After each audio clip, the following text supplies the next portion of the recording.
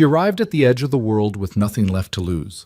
A woman who had built an empire with her bare hands, now unable to stand on her own 2 feet. He was the man everyone in medicine had forgotten, hiding in the Montana mountains with a 7-year-old daughter and a past he couldn't outrun. When desperation forced them together, neither of them was ready for what the other would demand. This is the story of what happens when the only person willing to fight for your future is the one person you never asked to care. Like this video and drop your city in the comments. I want to see how far this story has traveled. The storm came without warning, the way the worst things always do. Logan Hayes heard the engine before he saw the headlights. He was standing at the kitchen window with a mug of coffee going cold in his hand, watching the first real snow of November blow sideways through the pines, when a pair of headlights appeared at the bottom of the access road, lurching, hesitant, cutting off and coming back on like something was wrong with the electrical. He watched for a few seconds longer than he should have before he set the mug down. "Dad?" Ella's voice came from the hallway. She was 7 years old and had inherited his instinct for noticing things. "There's a car." "I see it." "Who is it?" "Don't know yet." He pulled on his jacket without rushing, zipped it to the throat, and stepped out onto the porch. The cold hit him clean and hard, the way Montana cold did in November, the kind that reached inside your chest and grabbed. The headlights were closer now, weaving slightly on the unpaved road, and he could hear the engine clearly enough to tell it was something expensive. Too smooth, even struggling. A SUV, black. The kind that didn't belong up here. It stopped 20 feet short of the cabin. For a moment, nothing happened. The engine idled. The snow kept coming. Logan stood on the porch with his hands in his pockets and waited. Then the driver's door opened and a man climbed out. Mid-40s, expensive coat, cell phone already out, and raised toward the sky in the futile gesture of someone searching for signal. He looked at Logan the way people from cities looked at people up here, with a specific kind of relief that said, "Thank God, a human being." "Mr. Hayes," the man called out. He had to raise his voice over the wind. Logan walked down the porch steps. "Depends on who's asking." "My name is Daniel Marsh. I'm the chief of staff for Sophia Bennett." He said the name like Logan should recognize it. When Logan's expression didn't change, Marsh blinked. "Bennett Technologies? I know who she is." Logan had read about the accident 4 months ago. Everyone in the country had. The 30-year-old tech CEO whose autonomous vehicle prototype had rolled on a test track in Nevada, breaking 2 vertebrae in her thoracic spine and leaving her with incomplete paralysis from the mid-chest down. It had been the kind of story that became a symbol, technology failing its own creator. The ruthless irony of it splashed across every headline for a week before the next crisis replaced it. "What does she want with me?" "She wants the treatment." Logan looked at him without expression. "There's no treatment." "Mr. Hayes, I'm a physical therapist in private practice. That's all I do." "Sir?" Marsh's voice dropped. He stepped closer, lowering the phone, and Logan saw something in his face that wasn't sales pitch. It was closer to desperation. "She has been through 4 rehabilitation specialists, 2 experimental surgeries, and 1 clinical trial that put her in the hospital for 6 days. She has the best spinal cord team in the country on retainer, and not one of them has produced so much as a measurable response. She can't feel her legs. She hasn't stood up in 4 months." He paused. "Dr. Elaine Cho referred her to you, personally." Logan was quiet for a moment. The snow settled on his shoulders. "Elaine retired," he said. "I know, she came out of retirement to make this referral. She said, and I'm quoting, that if anyone could find something in the noise, it was you. She said you had a gift for seeing what the scans couldn't show." Marsh watched him. "Ms. Bennett is in the vehicle. She's been in the vehicle for the last 40 minutes while I got up the nerve to knock on your door. She doesn't know I'm standing here telling you this. She would probably fire me if she knew." Logan looked at the SUV. The passenger window was fogged slightly from the inside. He thought about the right answer for a few seconds, which was a few seconds longer than the situation deserved.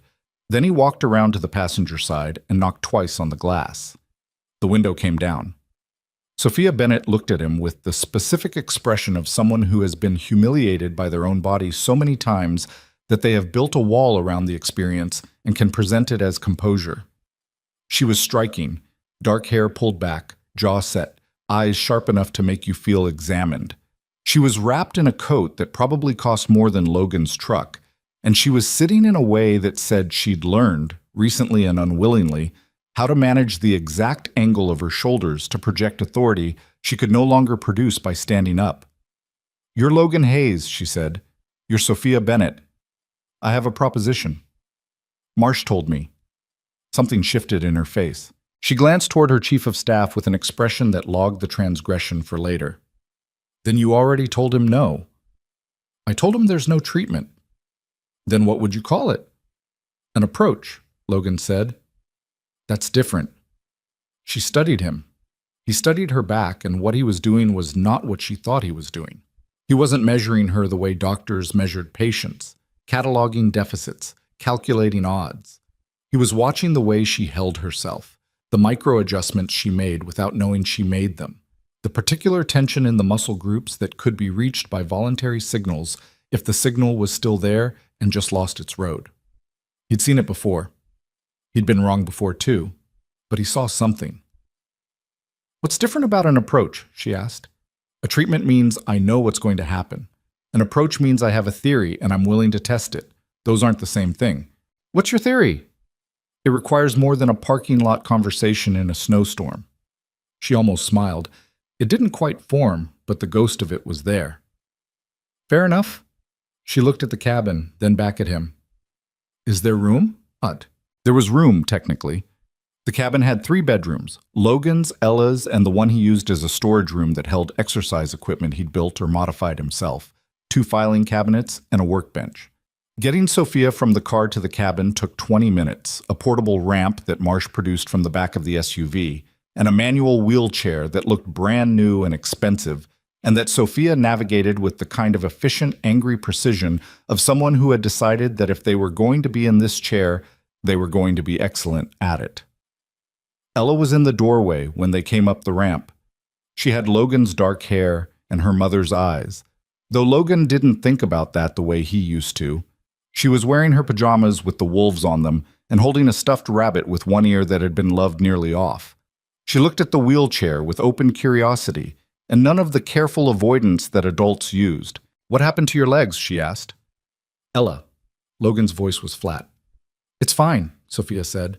She looked at Ella directly, which most adults didn't do when kids asked hard questions. "I was in an accident. My spine got hurt and it told my legs to stop working for a while." "For a while?" Ella said.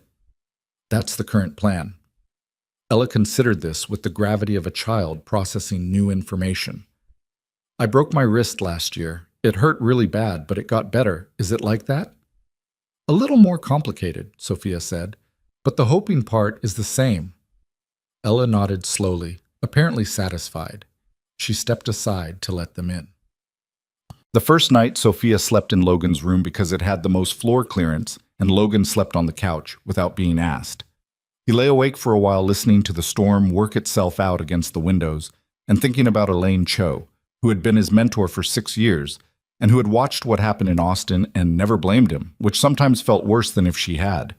He thought about what he'd seen in the parking lot, the specific quality of the tension pattern in Sophia's trapezius, and the way her breath changed, barely, nearly imperceptibly, when she shifted her weight left. It might be nothing, referred muscle memory, compensatory pattern, but it might not be. He got up at 5 and made coffee and stood at the window, and by the time the snow stopped just before dawn, he had decided that he would at least run the assessment. What he decided after that would depend on what the assessment showed. Sophia woke at 6:30 and immediately tried to reach for her phone on the nightstand before remembering she'd placed it too far away and had to push herself up with both arms to get it. This was the daily comedy she had not yet found funny, the constant renegotiation with a body that no longer did what it was told. She had 8 emails, 4 texts, and a voicemail from the board. She deleted the voicemail without listening to it. The room smelled like pine and old wood and something baking, something with cinnamon. It was disorienting. Her apartment in San Francisco smelled like nothing, which she'd always considered a virtue of a properly maintained home. This smelled like someone lived here. She worked herself into the chair without calling anyone, which took 3 minutes and cost her the specific kind of frustration that no longer surprised her. Then she went to find out where the smell was coming from. The kitchen was at the end of the hall. Logan was at the stove. Ella was already at the table, already dressed, eating oatmeal with alarming focus. The table was the kind of heavy wood furniture that got made in this part of the country to last, scarred along the edges, warm in color, 4 chairs that didn't match. "There's coffee," Logan said, not turning around. "Mugs by the pot." Sophia got her own coffee. She'd been doing that since the accident, refusing to let people bring her things, carry things for her, hand her things, partly out of stubbornness and partly because she understood instinctively that the moment you stopped reaching, you stopped being a person who could. She sat at the table across from Ella. "Do you want brown sugar?" Ella asked. "Dad puts too much in mine, but I think it's right." "I'll try it the way you have it." Ella looked pleased. The assessment took most of the morning. Logan worked the way he'd always worked, methodically and without the clinical theater that specialists favored. No formal intake forms spread across a conference table, no long pauses before delivering verdict-like observations. He worked in the storage room he'd cleared out the night before, which now had enough space for the padded table, the parallel bars he'd built himself from pipe and hardwood, and 2 chairs. Sophia had been in enough rehabilitation settings to recognize that this was unconventional. She hadn't been in any that smelled like sawdust. He asked her to tell him the story of the accident, but not in the way that neurologists asked, not the medical chronology, onset of symptoms, timeline of interventions. He asked what she remembered about the moment itself, the physical memory, what she felt. "I remember the impact," she said, "and then I remember not feeling things I should have felt." Where did the not feeling start? She described it carefully, because that was how her mind worked, precisely in sequence. He listened without writing anything down, which bothered her for the first 10 minutes and then stopped bothering her because she realized he was actually listening rather than filtering her words into a form.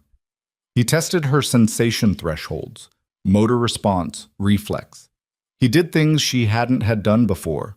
Lateral pressure tests, proprioceptive challenges, subtle assessments of trunk control that seemed almost passive until she understood what he was measuring. At one point he had her close her eyes and told her to focus on her left thigh and try, not to move it, but just to intend to move it, to generate the signal without expecting a result. "What's the point of that?" she asked. "Diagnostic," he said. "Keep going." She did. 30 seconds, maybe 40. "Okay." He made a note for the first time on a small yellow pad. "Try the right." She tried. He made another note. "What did you find?" she asked. "I'm not sure yet." "That's not an answer." "No," he agreed. "It's not." He set the pad down and looked at her directly, and she noticed that his eyes were the kind of gray that read as blue in certain light, and that he had the qualities she associated with surgeons and pilots. The capacity for stillness that was not passivity, but something closer to the suspension of unnecessary motion. "The 4 specialists before me, what did they tell you?" "That recovery of function was unlikely. One said impossible, but framed it as statistically improbable to soften it." "And you believed them?" "I'm a data person. They had data." "They had their data," Logan said. "Data from a population that didn't include you. What I'm looking for right now isn't population data. It's your specific signal." He stood up, moved to the end of the table where her feet were. "I want to try something. Tell me if you feel pressure or warmth." "Either. You don't need to be certain," she told him. 3 times out of 11 attempts, she reported something. The something was faint, and she qualified it every time, the way someone qualifies information they don't trust. "I think. Maybe. It might be nothing." Logan didn't tell her what it meant. He wrote it down. That afternoon, Ella came to find her. Sophia was in the living room with her laptop open, trying to do the thing she always did when she was frightened: work. There were 18 items on her task list, and she'd gotten through 4 of them, but her concentration kept slipping, which it hadn't done before the accident, or if it had, she'd never noticed. "Are you doing work stuff?" Ella asked from the doorway.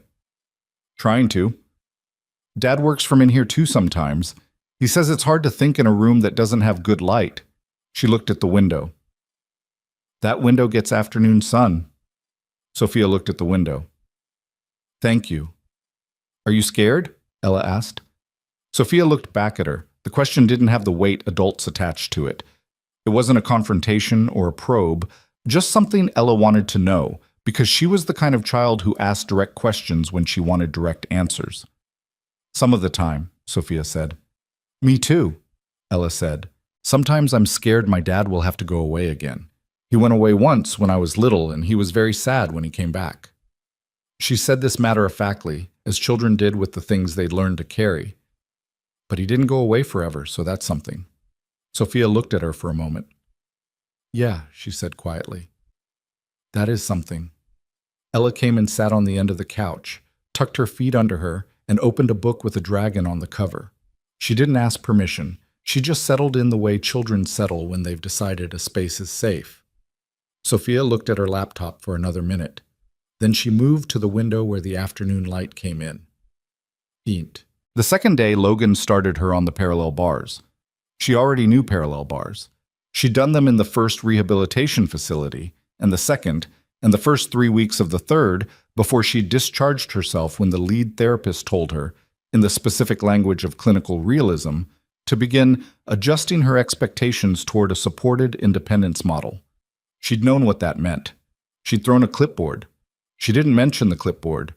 What she discovered in the first session with Logan was that he used the bars differently. He wasn't asking her to walk. He was asking her to stand. Specifically, to stand with as little input from her arms as possible and as much intentional focus as she could manage on the muscles he'd identified the day before, the ones that showed traces of signal. He talked her through it the way a coach talked through something technical. Not emotional encouragement, just precise instruction delivered without apology. Left trunk lower. Don't let the hip drop. That's a compensation pattern. It's not what I'm after. I can't. You're doing it right now. Don't think about whether you can. Just don't let the hip drop. She gritted her teeth. She held. She lasted 14 seconds before her arms took over and she sagged. He wrote it down. That's better than yesterday, he said. I wasn't doing this yesterday. You were doing the component parts. 14 seconds, full hold, that's a starting number. She looked at him. You're counting seconds. I'm counting everything, he said. Seconds, millimeters, degrees of extension. This whole thing runs on data. I thought you were a data person. She almost said something sharp. Instead, she said, set me up again. He did. The evenings were the strangest part. Sophia had structured her life for the last 5 years with very little unstructured time. Unstructured time was where doubt lived, and she'd found that if she kept moving fast enough, the doubt couldn't keep pace. She'd built Bennett Technologies in 6 years on the principle that the next task was always more important than the current feeling. The cabin had no Wi-Fi after 9 p.m. because Logan had set the router to cut off at that hour for Ella's sake and hadn't bothered to create an exception for himself, which meant it didn't create one for Sophia either. The first night she'd found the off time before she'd found the router, and then she'd found the router and been unsurprised and mildly aggravated, and then sat at the kitchen table in the silence, feeling the particular discomfort of stillness. Logan came in from the cold at 9:15. He'd been checking something on the property, and found her there. Router cuts off at 9, he said, which she already knew. I noticed. He poured himself water, leaned against the counter, looked at her with the kind of easy directness that some people read as rudeness and others read as respect. You can't sleep? I don't usually need much. That's not what I asked. She looked at him. Since the accident, not really well. No. Pain? Not exactly. More like the absence of sensation reads as a kind of noise. It's hard to explain. She tried to explain it to her doctors and watched them note it in their files under subjective sleep disturbance in a way that told her the notation didn't really include the substance. My body's constantly reporting something wrong and my brain can't stop listening. Logan was quiet for a moment.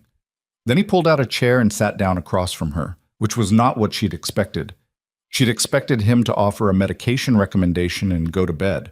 When I was a resident, he said, I had a patient, 34 years old, construction accident, T6 injury, guy named Marcus. He told me something similar, said the quiet was the loudest part. He turned his water glass in his hands, the movement of someone who thought better when their hands had something to do. It took me about 6 months to understand that when I was trying to reach the nervous system, the biggest obstacle wasn't the injury. It was the fear pattern the nervous system had built around the injury. The brain learns to protect the wound even when protecting it makes things worse. You're saying my nervous system is afraid. I'm saying nervous systems learn. Whatever yours learned in the first weeks after the accident, how to redistribute, how to compensate, what signals to block, it learned fast and it learned hard. What we're doing is trying to teach it something different. He looked at her. That takes time.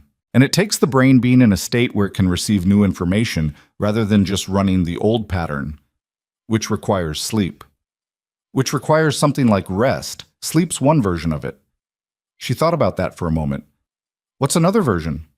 Something that slows the monitoring down. Something that stops the brain from auditing everything. He shrugged slightly.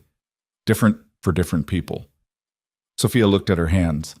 Ella, this afternoon, she was just sitting in the room, reading. She didn't ask me anything after the first question. She didn't check on me. She just sat there. Yeah, Logan said. She does that. It helped. He looked at her with something that wasn't quite a smile but occupied the same territory. Recognition, maybe. Or something adjacent to warmth that he kept at a slight distance, because warmth was something he was careful with. She has good instincts, he said. She's had to develop them. Sophia didn't ask what that meant. She filed it for later, the way she filed most things that felt too large for the current moment. Mom. The weeks that followed had a rhythm she hadn't expected. She'd expected the structure of rehabilitation. She knew that shape, the scheduled appointments, the measured increments, the clinical check-ins. What she hadn't expected was that the rhythm of the cabin would absorb her into something less clinical and more like ordinary life. Ella went to school in town on the mornings when the road was clear enough, which was 3 days out of 5. On the days she stayed home, she migrated between her homework at the kitchen table and wherever Sophia happened to be, with the undemanding ease of a child who had learned to be comfortable in adult company without requiring it to perform for her. She was, Sophia discovered, building a business, not in the way adults use the word. No revenue, no market analysis. But Ella had a very serious project involving hand-drawn maps of the property, a collection of what she called interesting rocks that she was classifying by her own system, and a notebook filled with observations about animals she'd seen, organized by date and weather conditions. She'd been keeping it for 2 years. What's the business part? Sophia asked one afternoon, looking at the notebook. Someday I'm going to write a book about Montana animals, Ella said, with my own drawings, and people can buy it and use it when they go outside. A field guide. Ella looked up. Is that what it's called? That's what naturalists call them, people who study the natural world. Sophia looked at the notebook more closely. The entries were detailed beyond what she'd have expected from a 7-year-old. Not just sightings, but behavior, what the animal was doing, what the light was like. These are good observations, the detail work. Ella beamed. It was uncomplicated and whole, the way children were pleased by things, not calculating whether the praise was warranted. Dad taught me that. He says you have to write down what you actually see, not what you expect to see. Sophia was quiet for a moment. That's good advice. He says it works for other things too, not just animals. Logan said it more bluntly one morning when she pushed back on a session. It was the 3rd week. She'd been awake most of the night, one of the bad ones, the noise-filled quiet that no position alleviated, and she came to the session underprepared in a way she couldn't hide. He could read her physical state in seconds. She'd learned that early, and he read it now. We can adjust today, he said. Different kind of work. I don't need... This isn't negotiable based on wanting to push through. Pushing through on the wrong day doesn't build, it breaks. I've seen it. She looked at him. You talk about what you've seen like you're very certain of it. I'm certain of that particular thing, he said evenly. Other things, less. Like whether this works. Like whether this works, he agreed. I'm not going to tell you what I don't know. She sat with that. Every specialist I've worked with has given me a probability range, outcome estimates, risk-adjusted projections. I know. That's useful information. It helps me make decisions. Does it? He looked at her without challenge. The question was genuine. Or does it give you a framework that feels like information but is actually just someone else's fear that they've formatted to look like data? She opened her mouth and then didn't say anything. The function you still have, Logan said, and I do believe you have function you haven't accessed yet. That doesn't care about probability ranges. It either comes back or it doesn't. And what influences which way that goes is the work and the conditions we create for the work. He pulled a stool over and sat down at her level, which was something she'd noticed he did. He didn't loom, he didn't stand over patients in the way that communicated hierarchy. I'm not going to lie to you about outcomes, but I'm also not going to let someone else's estimate of what's possible be the ceiling of what we try, she said after a long moment. Okay. Okay, we adjust today, or okay, something else? Both, she said. I think both.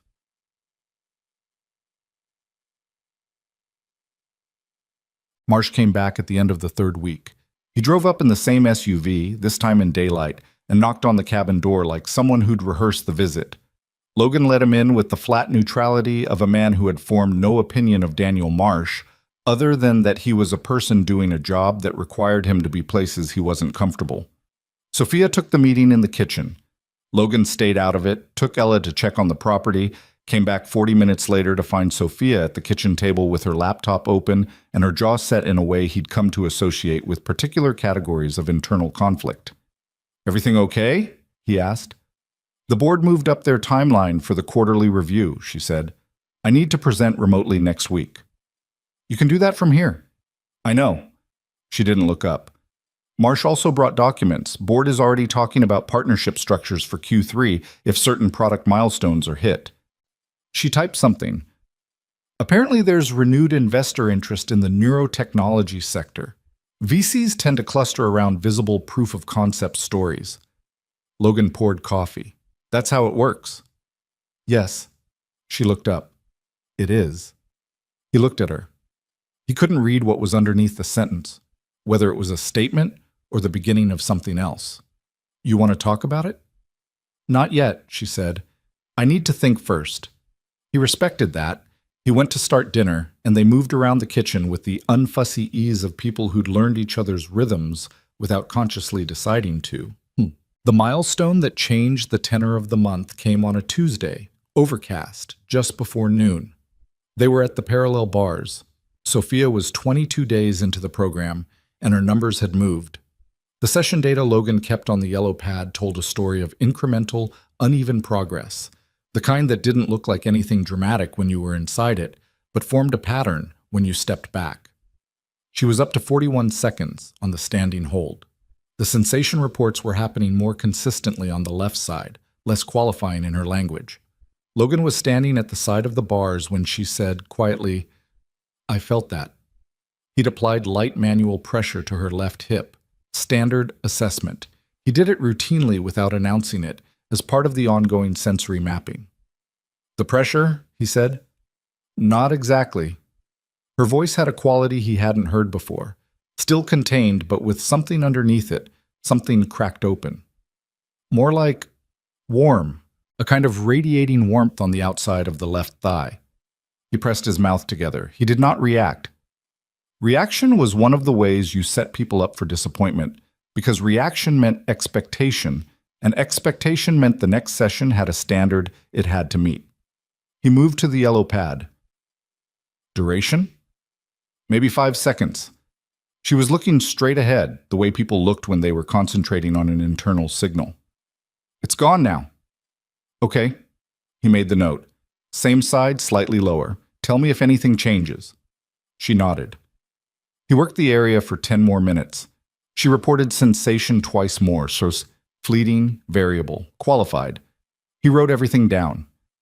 When the session ended and she'd transferred back to the chair, she looked at the yellow pad in his hand. "Is that good?" she asked. The composure was still there, but barely. Under it was a person who had stopped believing months ago and was very carefully, very tentatively considering whether to start again. Logan looked at the pad, then at her. "It's a signal," he said, "a real one." He paused. "Yeah, it's good." Sophia Bennett, who had built a company from nothing, who had survived a crash that should have killed her, who had sat in 4 different rehabilitation offices and heard variations on the word unlikely until the word had started to feel like oxygen, pressed her lips together and looked at the wall and did not cry. She was very close to crying. The proximity of it was visible. She didn't because she wasn't ready yet to be someone who cried in front of Logan Hayes. But she was very close. No, Ella noticed before anyone talked about it. That was the thing about Ella. She didn't observe from a distance. She observed from inside things, from within the ordinary fabric of days, and so she caught what adults missed. She came to find Sophia that evening while Logan was doing the dishes, and she said, without preamble, "Your face looks different today." Sophia looked up from where she was working by the window. "How so?" Ella thought about it with the focused seriousness she brought to most questions. "Less like you're waiting for something bad," she said finally. "More just like you're waiting." Sophia looked at her for a long moment. "Yeah," she said softly. "I think that's about right." Ella nodded, apparently satisfied, and went back to her field guide notebook. Sophia watched her for a moment. This small, serious, entirely genuine person who had no idea how much she'd given just by showing up and sitting nearby and asking one right question at the right time. She turned back to her window. Outside, the Montana night was settling in around the pine trees, and the sky was doing the thing it did up here that it didn't do anywhere else she'd lived, going from dark blue to absolute black in a way that made the stars arrive all at once, like something being switched on. She looked at it for a while. Then she opened her laptop and got back to work. The signal didn't come back the next day. Sophia didn't say that. She didn't have to. Logan could read the answer in the way she approached the bars. The particular set of her shoulders that was less determination and more bracing, the kind of posture people wore when they'd let themselves believe something the night before and were now preparing for the possibility that it had been a one-time event, a trick of the nervous system, a single note that wasn't the beginning of a song. He didn't address it directly. He ran the session the same way he always ran it, methodical, specific, without dramatic investment in any single data point. That was the work. You didn't celebrate individual signals, and you didn't mourn their absence. You built the conditions for them, and you kept building. "Left trunk, lower," he said. "Same as yesterday." She held the position, 14 seconds, 20, 30. Her arms were doing less of the work than they used to, which was real progress even when it didn't feel like anything. "Anything?" he asked. "No," she said, flat. Not resigned exactly, but close to it. "Okay, hold 3 more seconds and release." She held, released, sat back in the chair and looked at her hands in her lap for a moment, and he let her have that moment without trying to fill it with encouragement, because encouragement at the wrong time felt like being managed, and Sophia Bennett did not respond well to being managed. "The signal was real," he said, when the moment had run its course. "One occurrence doesn't establish a pattern. Neither does one absence." She looked up. "I know that. I know you know it. I'm saying it anyway." "Why?" "Because knowing it and feeling it are different things, and you're clearly feeling it." He pulled the stool over. "Talk to me about what's going on." She looked at him with the expression she used when she was deciding how much to give. It was a specific look. Not defensive, more like calculation. How much information does this situation require? She did it with everyone, he suspected, and probably didn't know she did it. "I had a call with my CTO last night," she said, after Ella went to bed. "Marcus, he's been with me since the beginning, before the Series A. He built half the infrastructure we run on." She paused. "He told me the board is talking about bringing in an interim CEO for the next 2 quarters. Officially, it's framed as operational support while I focus on recovery. Unofficially, it means they've been running the numbers on what happens if I don't come back functional." Logan didn't say anything. "They're not wrong to run those numbers," she said. "I would run those numbers. That's responsible governance." She said it with the tone of someone reciting a position they've practiced believing. But Marcus said it differently than the board did. He said they were running those numbers in the context of a specific conversation about who would take over the neurotechnology division if, and he used that word, if, certain rehabilitation outcomes materialized. "Meaning your recovery," Logan said. "Meaning whatever happens here," she said, Whatever you're doing. Someone on the board has been talking. I don't know who, I don't know what they were told, but the language Marcus used, rehabilitation outcomes, that's not investor language. That's clinical language someone brought into a boardroom. She looked at him. Who have you talked to about this besides Elaine Cho? The question was direct in a way that wasn't accusatory yet. It was a person who needed information and was asking for it without drama. Nobody, Logan said. Elaine knows the general approach. She doesn't know your specific case, and I haven't communicated with her since you arrived. Sophia held his gaze for a moment, then nodded once. She accepted that, not because she was naive, but because she was a good reader of people, and Logan had consistently been what he appeared to be, which in her experience was rarer than it should have been. Then someone on my team talked, she said. Either Marsh or someone Marsh talked to. That's a problem you need to handle, Logan said. I can't help you with that one. I know. She looked at the parallel bars. Can we run it again? He stood up. Yeah, let's run it again. Marcel. She handled it the way she handled operational problems, efficiently and without visible emotion, at least to anyone who wasn't watching closely. Logan was watching closely, not because he was looking for anything in particular, but because watching her was something he'd fallen into the habit of, the way you fell into the habit of anything that demanded consistent attention. She spent the evening on calls. He could hear the shape of the conversations through the closed door of the room. Not the words, just the register. Controlled, precise, occasionally sharp. She had a voice for business that was slightly different from her regular voice, a quality of deliberate authority that was impressive in its way, and also a little sad, in the way that armor was always a little sad, because it meant something had made it necessary. Marsh called it 8. That conversation was shorter and the register was different, clipped in a way that the others hadn't been. Logan was in the kitchen starting the dishes, and he could hear the specific quality of the silence after she hung up. She came out 20 minutes later, moving the chair with the controlled aggression she defaulted to when she was working something out internally. She stopped in the kitchen doorway. Marsh told 2 people, she said. His assistant, who told her boyfriend, who happens to work for a consulting firm that does due diligence for one of our institutional investors. She said it with the kind of precision that came from having already processed the anger into information. Classic 3 degrees of separation leak. Nobody did it maliciously. They did it because they thought it was interesting news, which makes it worse in some ways because there's no one to fire. What are you going to do? Logan asked. I already did it. Marsh issued a clarification to the board. I sent a personal note to the investor in question stating that I'm engaged in private physical therapy and that any characterization of it as something more significant is premature. She paused. Which is technically accurate. Technically, Logan said. She looked at him. Is it more than that yet? He dried his hands on a dish towel and thought about it, not performing thoughtfulness, actually thinking. The signal you felt was real. The session data has a trend. Is it a breakthrough? No. Is it more than standard PT? Yes. Is it anything I'd attach a press release to? Absolutely not. He put the towel down. You told the board the truth. She let out a breath that wasn't quite a sigh. Marcus told me the board wants a video call. They want to see me. Not discuss numbers. See me. Verify that I'm functional. You are functional. I'm functional from the shoulders up, she said, which is what they know how to measure.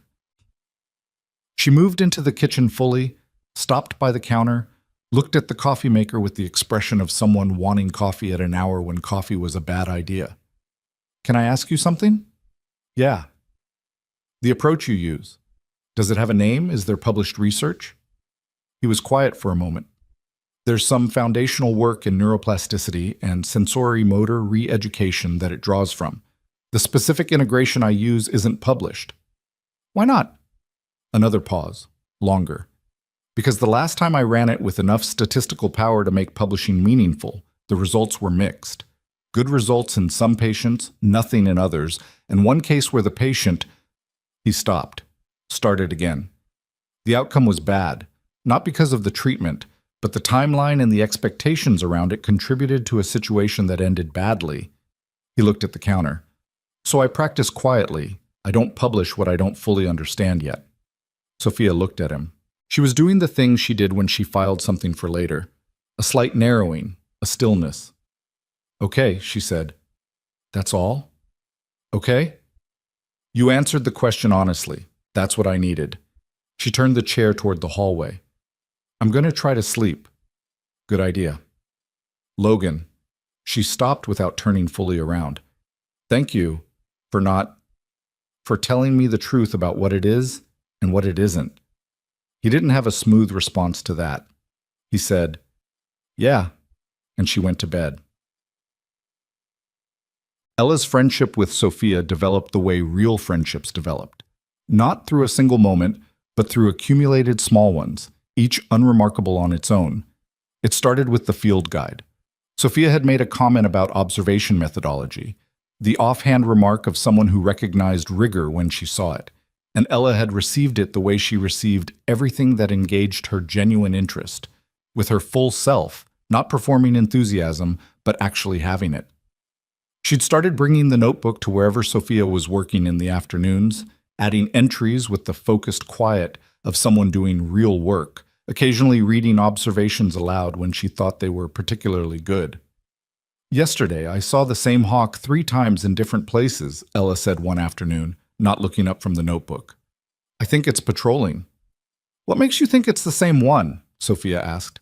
She was reviewing documents, but had found, over the last few weeks, that Ella's observations had the useful quality of requiring just enough attention to pull her out of her own head without demanding so much that she couldn't monitor both things simultaneously. "The left wing," Ella said. "There's a gap in the feathers near the outside edge. It's distinctive." Sophia looked up. "You identified it by a specific physical marker?" "Yeah. That's how field researchers track individual animals. They call it a natural mark." Ella looked very pleased. "I didn't know it had a name. I just thought it was how you paid attention." "That's kind of exactly what it is," Sophia said. Ella wrote something in the notebook. Then, "Do you have a company?" "I do." "What does it make?" "Software and hardware. Technology systems. Mainly things that help machines learn from data." She paused. "Actually, some of the work is about how machines recognize patterns, similar to what you just did with the hawk." Ella thought about this. "But machines don't feel anything when they see the pattern." "No," Sophia said. "They don't." "That seems like it would make it less interesting," Ella said. Sophia looked at her for a moment. "Yeah," she said slowly. "I've been thinking about that lately." The thing was, she meant it. Before the accident, she hadn't distinguished between pattern recognition as a technical process and pattern recognition as an experience. The algorithm found the signal or it didn't. The variable that made it meaningful was the outcome, the application, the downstream value. She hadn't thought about the part in between, the noticing itself. What happened when you located something significant in noise and felt it before you could name it? She'd been thinking about it since Logan applied pressure to her left hip on a Tuesday in November, and her body, against all statistical probability, said warm. Progress was not linear, and Logan had never pretended it would be. The 4th week brought 2 good sessions and one that was essentially nothing. No sensation reports, degraded hold times, Sophia coming to the bars carrying something heavy that she hadn't named yet and that Logan didn't push her to name because the push wouldn't help. He adapted the session and said nothing about the gap between this week and last week and logged the data without comment. The 5th week was better. The sensation in the left thigh was becoming more consistent. Not reliable, not something he'd stake a claim on, but recurring often enough that he'd started mapping it, marking the specific conditions under which it appeared. Time of day, session sequencing, what she'd eaten, how much she'd slept, whether she came in calm or came in carrying the weight of whatever the board had said or hadn't said. The sleep variable was real. He could see it clearly enough in the data to note it without hesitation. When she slept badly, the session was compromised. Not every time, some of her best sensation reports had come on bad sleep days, the nervous system doing something unpredictable. But as a trend, the correlation was strong. He brought it up one afternoon after a session that had been notably good following a night she'd described as the best sleep she'd had since arriving. "I want to try adding something in the evenings," he said. "Not medical, more environmental." She looked at him. "Define environmental." Reducing the threshold stimulus before sleep. Not screens, not work, not calls that leave you in problem-solving mode for 2 hours. He paused. I know that's not going to be popular. It's not a problem to solve, she said. I work at night because I work at night. It's always been how I function. How you functioned before, he said. She didn't answer immediately. He recognized the pause. It was the one she used when she was deciding whether to argue a point she knew she couldn't fully win or accept it provisionally and resent it. What would you replace it with, she asked, which he'd learned was her version of fine. Go ahead. Nothing specific, less stimulation, whatever that looks like for you. What it looked like for her, it turned out, was the kitchen table after Ella went to bed, with tea she didn't particularly like because Logan didn't drink coffee after 7. And whatever conversation happened to come up, or sometimes no conversation at all. He'd sit across from her and read, or work on something with his hands. He had a habit of repairing small things, a hinge, a drawer pull, a section of the bench in the mudroom, the kind of maintenance a person who lived alone in a place they owned did without thinking about it. She found it, against her expectations, not unpleasant. Can I ask what you were doing before this? She said one evening, about 10 days into the experiment. Before the cabin. He looked up from the hinge he was working on. What do you mean, before the cabin? You're clearly not a country boy who's always lived in the mountains. Your education, your assessment techniques, you trained somewhere serious. Say, she held her mug in both hands. And then you're up here, with a workbench and a 7-year-old. He set the screwdriver down. University of Washington for the PT doctorate. Then a residency in Seattle. Then I got recruited into a research group at a clinic in Austin that was working on neuromotor rehabilitation, high-level stuff, good funding, good team. He picked up the screwdriver again. I was there for 3 years. Austin, she said. That's where the bad outcome happened. He looked at her with something that wasn't quite surprise. He'd known she'd filed it and was waiting for the right moment. Yeah, what happened? He was quiet for long enough that she almost pulled the question back. Patient named Sandra Reyes, he said. 41 years old. Cervical injury, partial function retained in both hands, some trunk control. She was driven, the way you're driven. She'd decided that the research program was going to fix her, and she'd communicated that clearly to everyone around her, including her husband and her teenage kids, and nobody in the program wanted to be the one to walk that back because the data was genuinely promising. He turned the screwdriver in his hand. I was running her protocol specifically. I saw progress, real progress, measurable, consistent. I talked about it the way I shouldn't have. Not in her presence, but in team meetings, in the way I wrote the weekly summaries, like it was a success story in progress. What went wrong? 6 weeks in, she hit a wall. Hard. The progress plateaued and then reversed slightly. Normal variation. Nothing that should have changed the long-term picture. But she'd built everything on a specific expectation of trajectory, and when the trajectory bent, she couldn't hold it. He set the screwdriver down again and looked at the table. She hurt herself. She didn't die, but the hospitalization ended the protocol and she never came back to the program. He paused. Her husband sent me an email 6 months later. Professional, no blame. Just telling me she was doing okay. And that she'd said she thought I was a good therapist, but that I'd made her feel like she was inside someone else's story instead of her own. The kitchen was quiet for a moment. That's why you don't give me projections, Sophia said. That's why I don't give you projections. She turned her mug in her hands. I appreciate it, she said. Even when it's frustrating, I do understand why. I know you do. I'm not Sandra, she said. I want to be clear about that. I'm not building my life around a specific outcome here. I'm building it around what's in front of me. She looked up. I've already started doing that differently, actually. Before I came here, I was building everything around what I was going to get back to. The company, the pace, the version of me that existed before the accident. And somewhere in the last few weeks, that's shifted. I'm not sure I can fully articulate it. You don't have to, Logan said. I know. I'm trying anyway. He looked at her, and she looked back, and for a moment neither of them was occupying any role. Not patient, not therapist, not CEO, not former researcher. Just two people at a kitchen table late at night, both of them carrying things that had reshaped them, neither of them entirely sure of the shape they were becoming. Then Logan picked up the screwdriver and finished the hinge. The session where something actually shifted happened on a Wednesday morning at the end of week 6. No single thing had announced it. The week had been consistent, not spectacular, not poor, just the steady accumulation that Logan logged and tracked and did not editorialize about. Sophia had slept reasonably well for 3 nights running.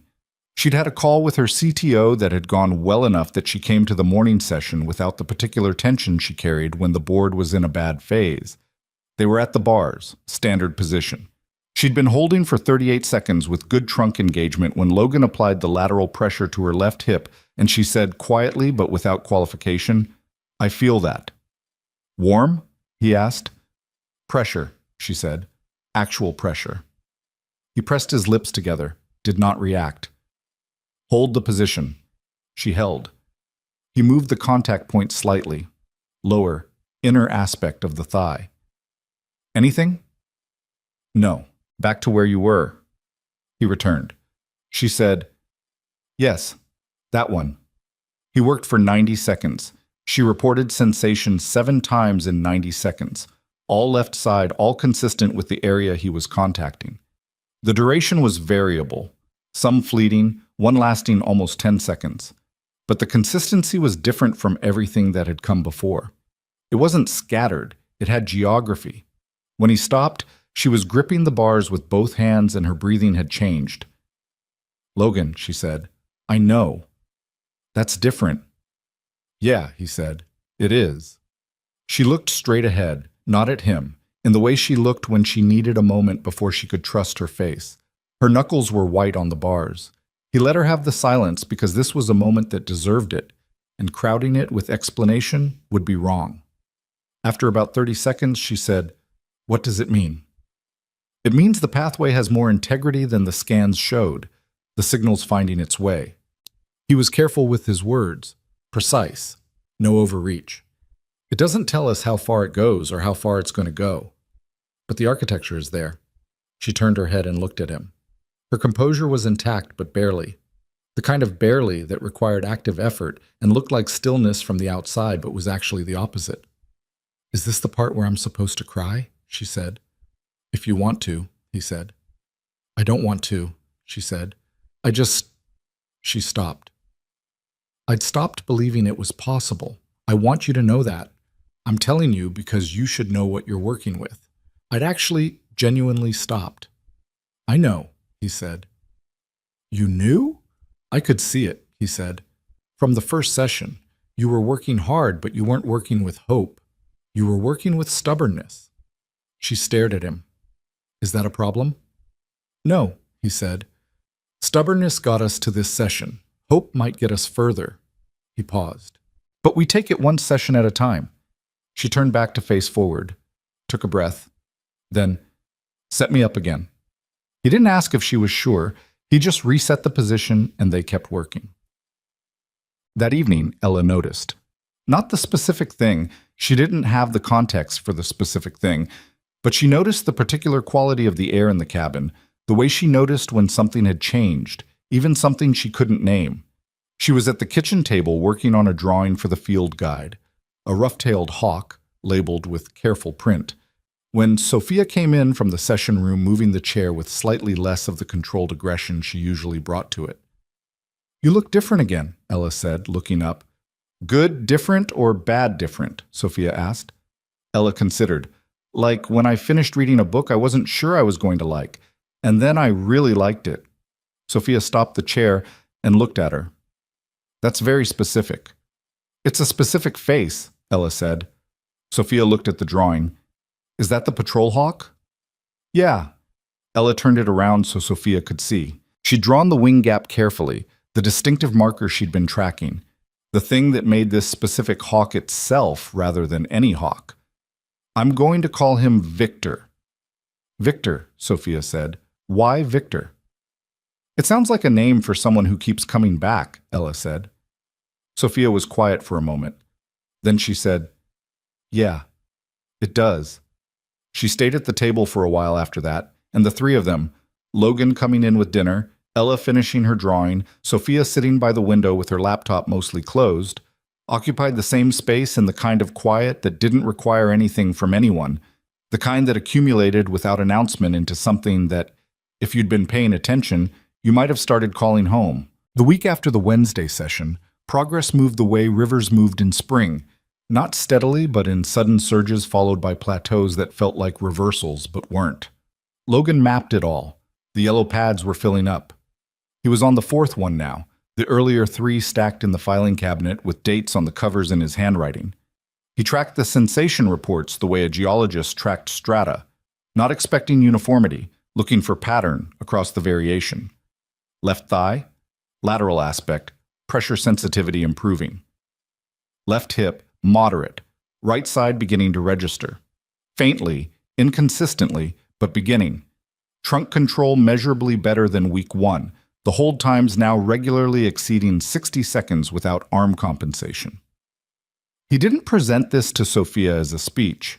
He showed her the pad one morning, the raw numbers, and let her read it herself. That was how she preferred information. She read it twice, the way she read everything twice, and handed it back without comment. The next session she came in with something different in her posture. Not hope exactly, more like the willingness to be present in the work without the constant background processing of whether it was worth it. That, as much as the sensation reports, was progress. Ella, meanwhile, had promoted Sophia to a position of genuine professional consultation on the field guide.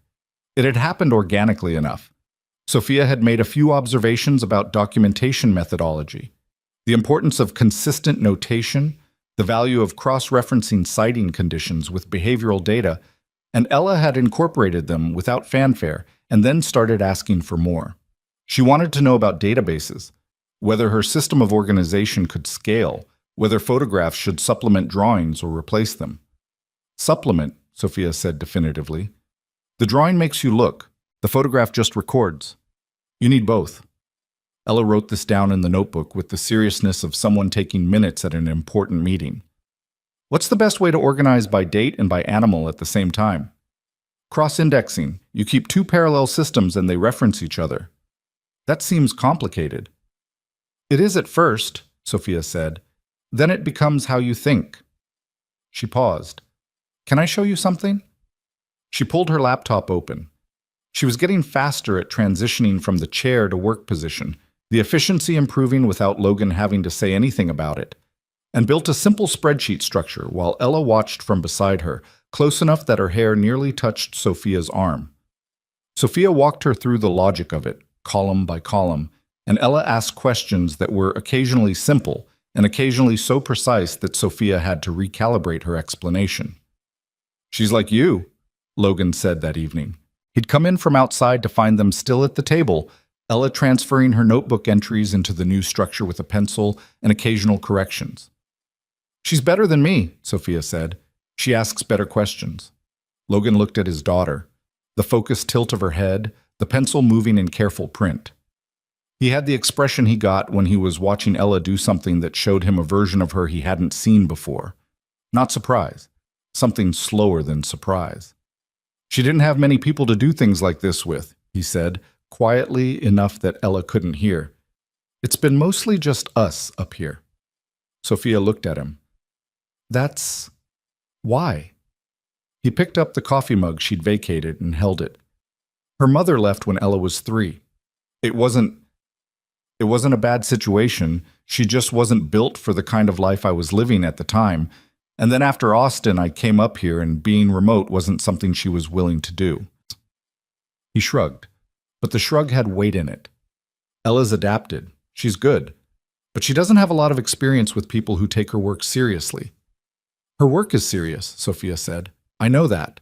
He put the mug down. That's why it matters that you see it. She looked back at Ella, who was adding a date annotation in her careful print, the tip of her tongue slightly visible at the corner of her mouth, the way children held their tongues when concentrating on something that mattered. Sophia had been in 300 meetings with people who held advanced degrees and ran divisions worth hundreds of millions of dollars, and she could count on one hand the number of them who brought this kind of quality to their work. This absolute, unperforming engagement with the thing itself. She's going to be formidable, Sophia said. Yeah, Logan said. She really is. Stud. The board call happened on a Thursday at 9 in the morning, and Logan knew it had gone badly before Sophia said a word about it. He saw it in the time it took her to come out of the room, 20 minutes after the scheduled end of the meeting, which meant either it had run long or she'd needed time afterward to reassemble herself. And given the particular quality of silence that had come from behind the door in the last 10 minutes of the call, he suspected the latter. She came into the kitchen and went directly to the window, the way she went to it when she needed to look at something farther away than the room allowed. "How bad?" he asked. "Not catastrophic," she said, "but not good." She stayed at the window. "There's a faction on the board that wants to exercise the emergency succession clause. It requires a 60-day notice period and a majority vote, and they don't have the majority yet, but they're building toward it." She paused. "One of them, Garrett Lim, he's been on the board since before the Series B. He said something in the meeting that I've been sitting with. He said the company couldn't afford to anchor its future to an uncertain medical outcome." Logan poured her coffee. "That's a hard thing to hear." "It's accurate," she said. "That's the part that makes it hard." She turned from the window. He's not wrong. From a governance standpoint, leaving operational authority with a CEO in an undefined rehabilitation process is a legitimate risk. I would flag it myself. She took the coffee. But he said it in the specific way that people say true things when they're using the truth as a weapon. "You know what I mean?" "Yeah," Logan said. "I know exactly what you mean." She looked at him. "Have you had that done to you?" "After Austin," he said. "The program director wrote an assessment of my cases that was technically accurate and framed in a way that ended my ability to continue in research contexts." He said it without heat, the way people talked about things that had been worked through to the other side. Everything he wrote was true. The way he arranged it was deliberate. "What did you do?" "Left," he said. "Came here." He looked at her. "I'm not recommending that strategy for your situation." Despite everything, she almost smiled. "Noted." She sat down at the table. She had the documents she'd been reviewing before the call spread across half of it, and she gathered them without looking at what they were, straightening the edges the way you straighten things when you needed your hands to do something while your brain worked. "I need to think about succession planning," she said. "Not because I'm conceding to Lim, because it's the right thing to do regardless." She looked at the documents in her hands. "I've been running the company like it can only function if I'm in the center of it. That was a structural mistake I made before the accident, and I've been too proud to admit it." "Why are you admitting it now?" She considered the question like it deserved consideration. "Because being up here has given me enough distance to see the shape of things. When you're inside the machine, you can't see what the machine actually looks like." She set the documents down. "Ella calls it a Hawkeye view." Logan looked at her. "When did she say that?" "Last week, she was explaining how she spots the patrol hawk from the ridge versus from the cabin." Sophia's voice changed when she talked about Ella. Lost some of the controlled precision, became something warmer and less managed. "She said the higher up you are, the more you see the pattern instead of just the pieces." Logan was quiet for a moment. Then, "She's been paying attention." "She's always paying attention," Sophia said. "She just doesn't make a big deal about it." It was Ella who found the folder. Not on purpose. Ella was looking for a charging cable sick. Hers had gone missing, which happened every 3 or 4 days because she was 7 and treated cables as objects of only contingent value. And she'd checked the storage shelf in the hallway where Logan kept miscellaneous equipment. The shelf held a mix of things: physical therapy tools, a spare toolkit, a row of binders, and a manila folder that had slid off a binder and fallen against the wall, face up. Ella, being Ella, looked at it. She didn't read the whole thing. She was 7, and most of the language was professional and dense. But she read the header on the first page, and she read the words Bennett Technologies and Proprietary Rehabilitation Methodology and Commercialization Pathway Q3. And while she didn't understand all of what she was reading, she understood that it had Sophia's name on it, and that it looked important. She brought it to Sophia the same way she brought everything, directly, without drama, as a matter of fact. "I found this on the shelf," she said. "It has your company's name on it." Sophia took it. She didn't start reading immediately. She looked at the folder, at Ella, back at the folder. Then she opened it. Logan was outside when Ella came to find him. He was checking the water line on the north side of the property where a fitting had been leaking since October, crouched in the cold with a wrench and a length of copper pipe. He heard the back door and looked up. Ella was standing on the porch with her coat half buttoned, which told him she'd come out quickly. "Sophia found a folder," she said. He stood up. "What folder?" "It was on the shelf. It had her company name on it. She's reading it." He came inside. Sophia was at the kitchen table. The folder was open in front of her, and she'd been through at least half of it. The pages were spread in the reading order she used when she was processing information fast, right to left, working backward from the end to check the conclusion before she read the argument. Her face was completely still. That stillness was worse than any expression she could have worn. Logan pulled out the chair across from her and sat down. "I can explain what that is." "Let me finish," she said. He waited. She read for another 3 minutes, methodical and silent, turning pages with the kind of care that was the opposite of calm. When she was done, she set the last page down and aligned it with the others and closed the folder. She looked at him. "Marsh brought this," she said. "It's not dated, but the language is prospective. It's a proposal document, not a completed agreement. It outlines a framework for commercializing a neuromotor rehabilitation protocol through a new division of Bennett Technologies, including licensing structure, branding, and a projected valuation based on clinical outcomes." She paused. "The clinical outcomes being mine." "Yes," Logan said.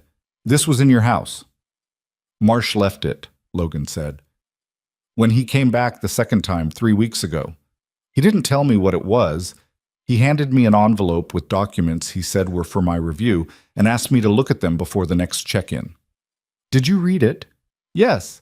And I told him it wasn't something I was interested in discussing, and I put it on the shelf, and I should have thrown it away or given it back, and I didn't, which was a mistake." She looked at him with the particular expression of someone performing internal adjudication, running the facts, running the variables, reaching a judgment. "You should have told me it existed," she said. "Yes," he said. "I should have." "Why didn't you?" He put his hands flat on the table, the gesture of someone who was going to be honest rather than strategic. "Because I didn't want it to complicate what we were doing. The work was going well. You were starting to believe it was possible. I told myself the folder was Marsh's problem, not ours, and I put it away." "That's not your decision to make," she said. "What's mine and what's not mine?" "No," he said. "It's not." She was quiet for a moment. Then she said, "Did you know about this before I arrived? Was this part of the arrangement?" "No," he said. "The arrangement was Elaine's referral. Nothing else. I didn't know Marsh had this document until he handed me the envelope." She studied him. The adjudication was still running. "The proposal references unpublished methodology," she said. "It's specific enough that someone with professional knowledge contributed to drafting it." She paused. "Who else knows the details of the approach you use?" "Nobody currently," Logan said. "But 3 years ago, before Austin, 2 researchers at the clinic knew the framework.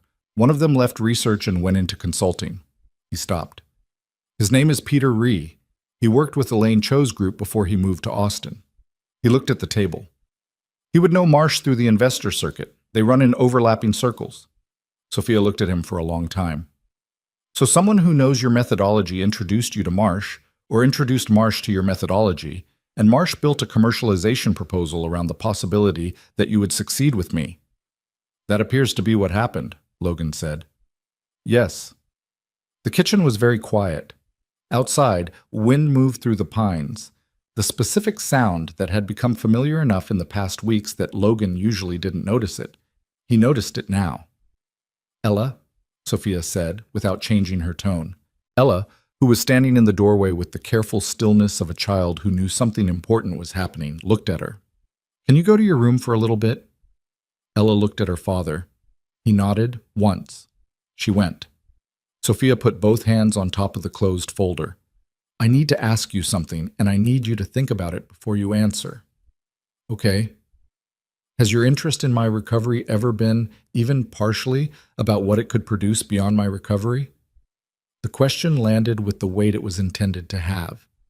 Logan felt it, felt the specific quality of it, the way a fair question hurt differently than an unfair one. He didn't answer immediately. He thought about it the way she'd asked him to. "No," he said, "not in the way you mean. But I'd be lying if I told you the clinical significance of your case hasn't mattered to me. You have markers I haven't seen before. The specific pattern of your retained signal, if it responds the way I think it can respond, it confirms something I've been working toward for years without being able to prove. That matters to me, as a practitioner." He looked at her steadily. "But what I've been working toward isn't a product. It's an understanding. Those aren't the same thing." "You keep telling me things aren't the same thing," she said, "because they're usually not." She stood the folder on its edge and let it fall flat. "I need to think," she said. "I'd like to be alone for a little while." He stood up. "Sophia, I'm not leaving today," she said. "I'm just thinking, please."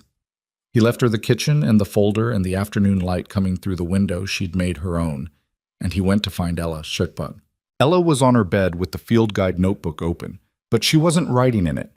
She was looking at the ceiling with the specific expression that meant she was doing the kind of internal processing that she hadn't yet learned to hide. Logan sat on the end of the bed. Neither of them said anything for a minute.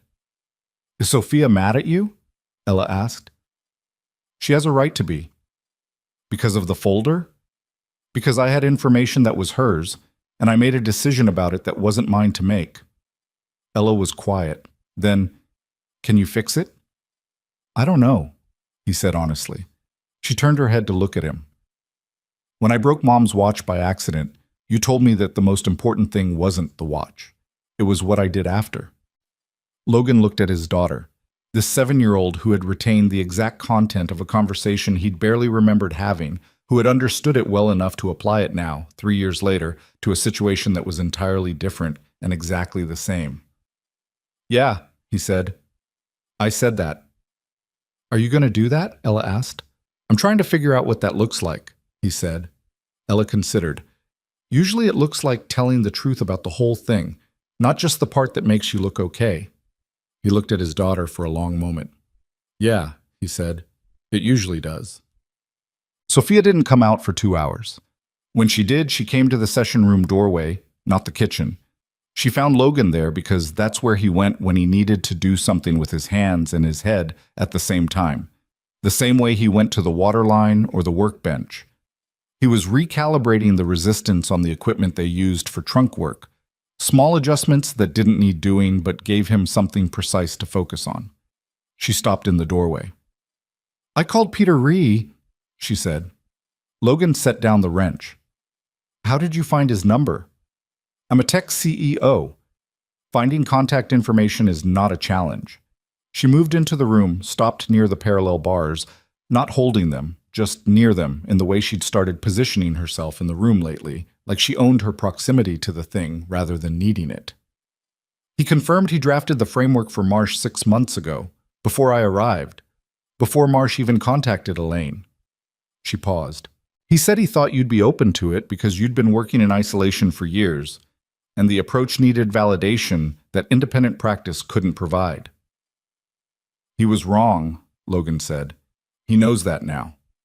Her voice was controlled, the kind of controlled that costs something to maintain. "He also told me something I didn't know. He said your work in Austin, the Sandra Reyes case, the case you told me about, the reason it ended the way it did wasn't clinical failure.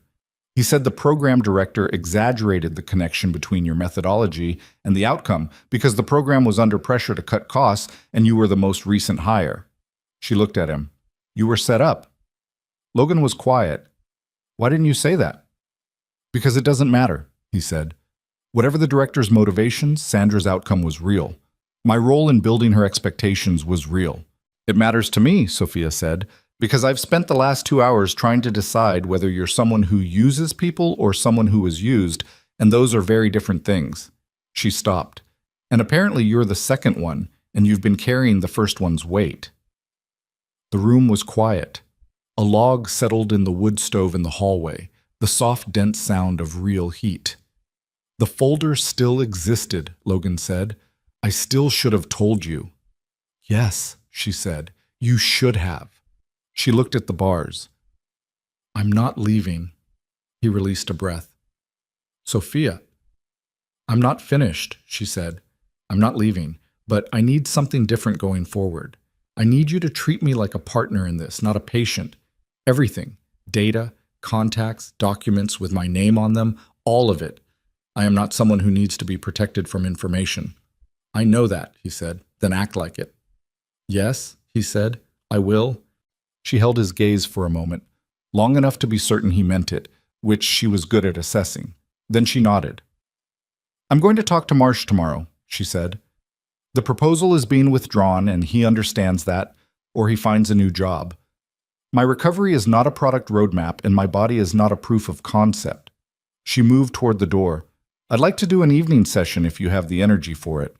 He looked at her. You sure? I lost a session to this, she said. I'd like it back. He got up. Give me 10 minutes.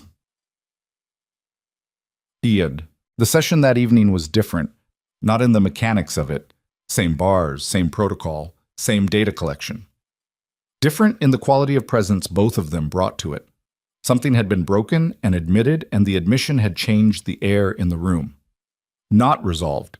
Logan knew that things like this didn't resolve in a single conversation, that Sophia would think about the folder for a long time, and some nights it would feel like what it was, but broken open rather than festering, which was the difference between things that healed and things that didn't. She held for 73 seconds, her best number yet. The right thigh reported sensation 4 times, consistent with what he'd been seeing on the left side 3 weeks earlier. When the session ended, she sat in the chair with her hands in her lap and said nothing for a moment. The right side's coming in, Logan said. He said it simply, as a data point. I know, she said. I felt it during. That's new. I know that too. She looked at her hands, then up at him. When Ella found the folder, she stopped.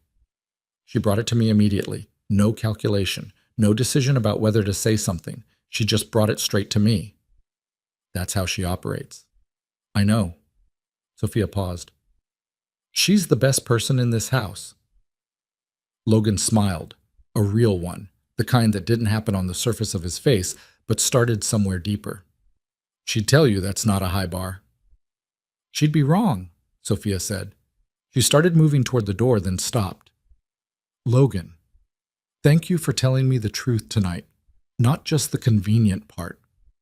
He thought about Ella on the bed, about the watch he hadn't remembered telling her about the particular wisdom of people who hadn't yet learned to complicate honesty. Somebody reminded me how that was supposed to work, he said. Sophia looked at him for a moment, then glanced down the hallway toward the soft light coming from under Ella's door. She's going to be something, Sophia said quietly. She already is. She went to bed, and Logan stayed in the session room for a while, standing in the dark with the window showing the Montana night outside. Cold, absolute, the kind of dark that had no pollution in it, just stars doing the only thing stars did, which was shine without needing to be watched. He stood there until the cold came through the glass, and then he went and knocked on Ella's door. Still awake? He asked. A little bit. He opened the door. She was in bed with the wolf pajamas, the rabbit with one ear on the pillow next to her head. Is Sophia okay? Ella asked. She's going to be, he said. Are you? Ella thought about it. I didn't do anything wrong by showing her the folder, she said. It wasn't a question. No, he said. You didn't. Okay. She settled into her pillow. Dad? Yeah. I think Sophia's going to stay. He looked at her. What makes you say that? Ella's eyes were already going toward sleep, the way children's eyes did, quickly, without ceremony. Because she knows where the afternoon light is now, she said. People don't learn where the light is if they're planning to leave. He stayed in the doorway until her breathing changed. Then he went and turned off the kitchen light and stood at the window for 1 more minute, watching the tree line, thinking about signal and noise and the specific things that got built in the dark without anyone seeing them form. The folder was gone from the kitchen table the next morning. Sophia had put it somewhere. Logan didn't ask where because it wasn't his to ask about anymore. What remained was the conversation, which sat between them for the first few days after like weather that hadn't fully passed, present in the slight formality of their morning exchanges, in the way they occupied the session room with a little more deliberate professionalism than they had before the folder existed. It wasn't cold. It was careful. There was a difference, and both of them knew the difference, and neither of them pushed through it faster than it wanted to move. The sessions continued. The data continued its uneven, stubborn, genuine progress. Right side sensation was establishing itself the way the left side had 6 weeks earlier, inconsistently at first, then with growing regularity, the geography filling in like a map being drawn from the inside out. Logan tracked it without comment, and Sophia reported it without drama, and the yellow pad filled with numbers that told a story. Neither of them narrated aloud because narrating it felt like the wrong kind of attention. Marsh called twice, and both times Sophia took the call in her room and came out afterward with the compressed expression she wore when she'd handled something she hadn't enjoyed handling. The commercialization proposal was formally withdrawn. Logan didn't ask for the details. She didn't offer them. That chapter had been turned, and they both understood it was turned. What filled the space the folder had occupied was something simpler and harder to name. It was in the evenings mostly, after Ella's bedtime, after the router cut off at 9, and the cabin got quiet in the particular way that cabins in Montana got quiet in deep winter. Not silent, because the wood stove talked and the wind talked and the building itself made the small sounds of something holding together against cold, but removed from the world outside in a way that created its own kind of intimacy. The two of them at the kitchen table, or Logan at the workbench and Sophia in the chair she'd pulled to the doorway, far enough to give him space and close enough to talk if one of them had something to say. They talked about Austin more than Logan had anticipated. Not all at once.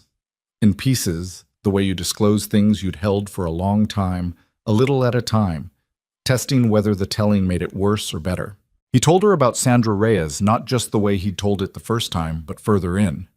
The specific session where he'd seen the plateau and chosen not to name it directly because the team had a conference presentation in 3 weeks, and the program director had already included Sandra's case in the abstract. He'd told himself the plateau was normal variation. He'd believed it mostly, but he'd also not been wrong about the presentation, and that not wrongness was the thing he couldn't fully forgive himself for.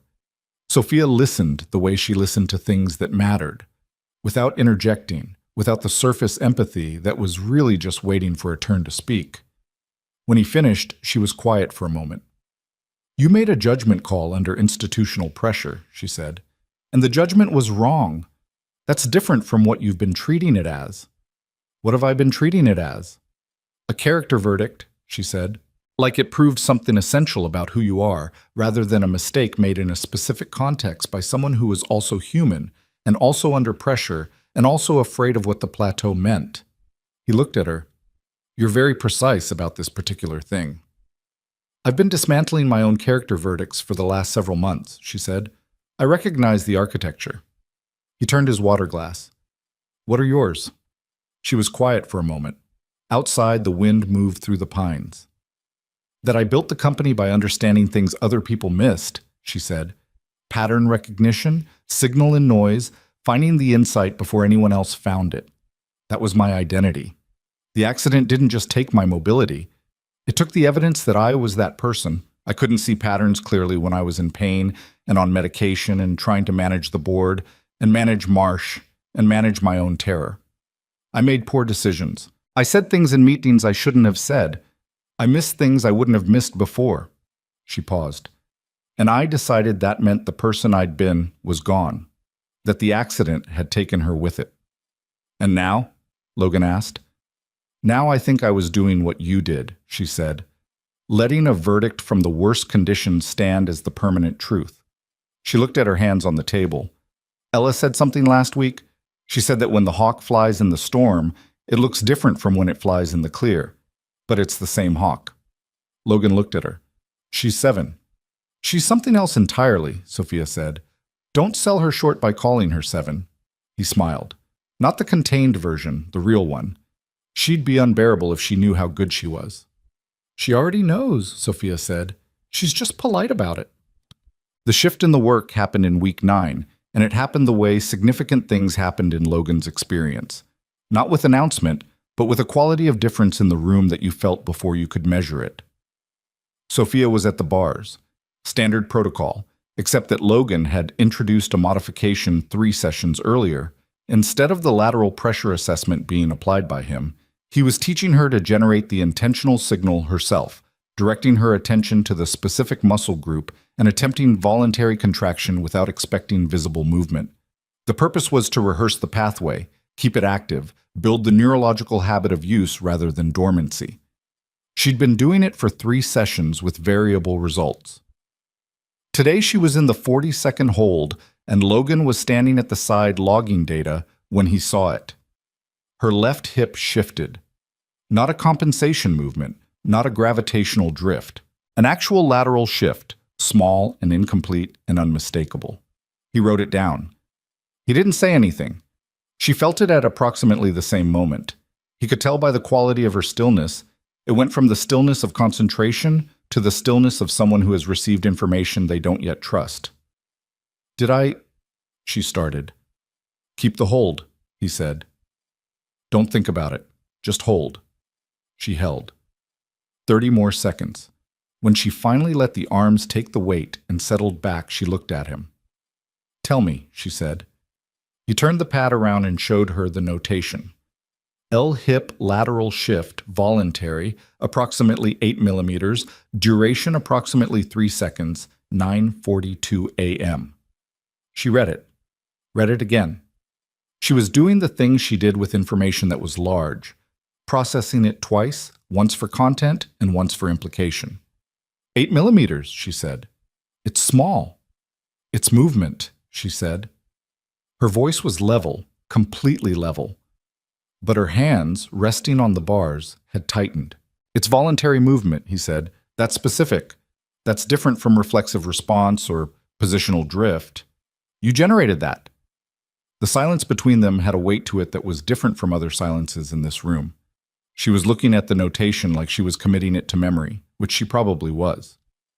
What do we do with it? She asked. We do what we always do, he said. We log it. We replicate the conditions. We see if it's consistent or if it was a single event. And we don't tell anyone outside this room until we have a pattern. She looked up. You're not excited. I'm very excited, he said. I'm experienced at not showing it. Something cracked open in her face then. Not tears, not quite, but the near thing, the presence of tears behind composure that showed itself in the jaw and the eyes without breaking through. She turned back to face the bars, and he understood she needed the forward orientation, the absence of direct eye contact, to have the moment privately. Set me up again, she said, her voice almost steady. You need a minute. I need to do it again, she said. Please.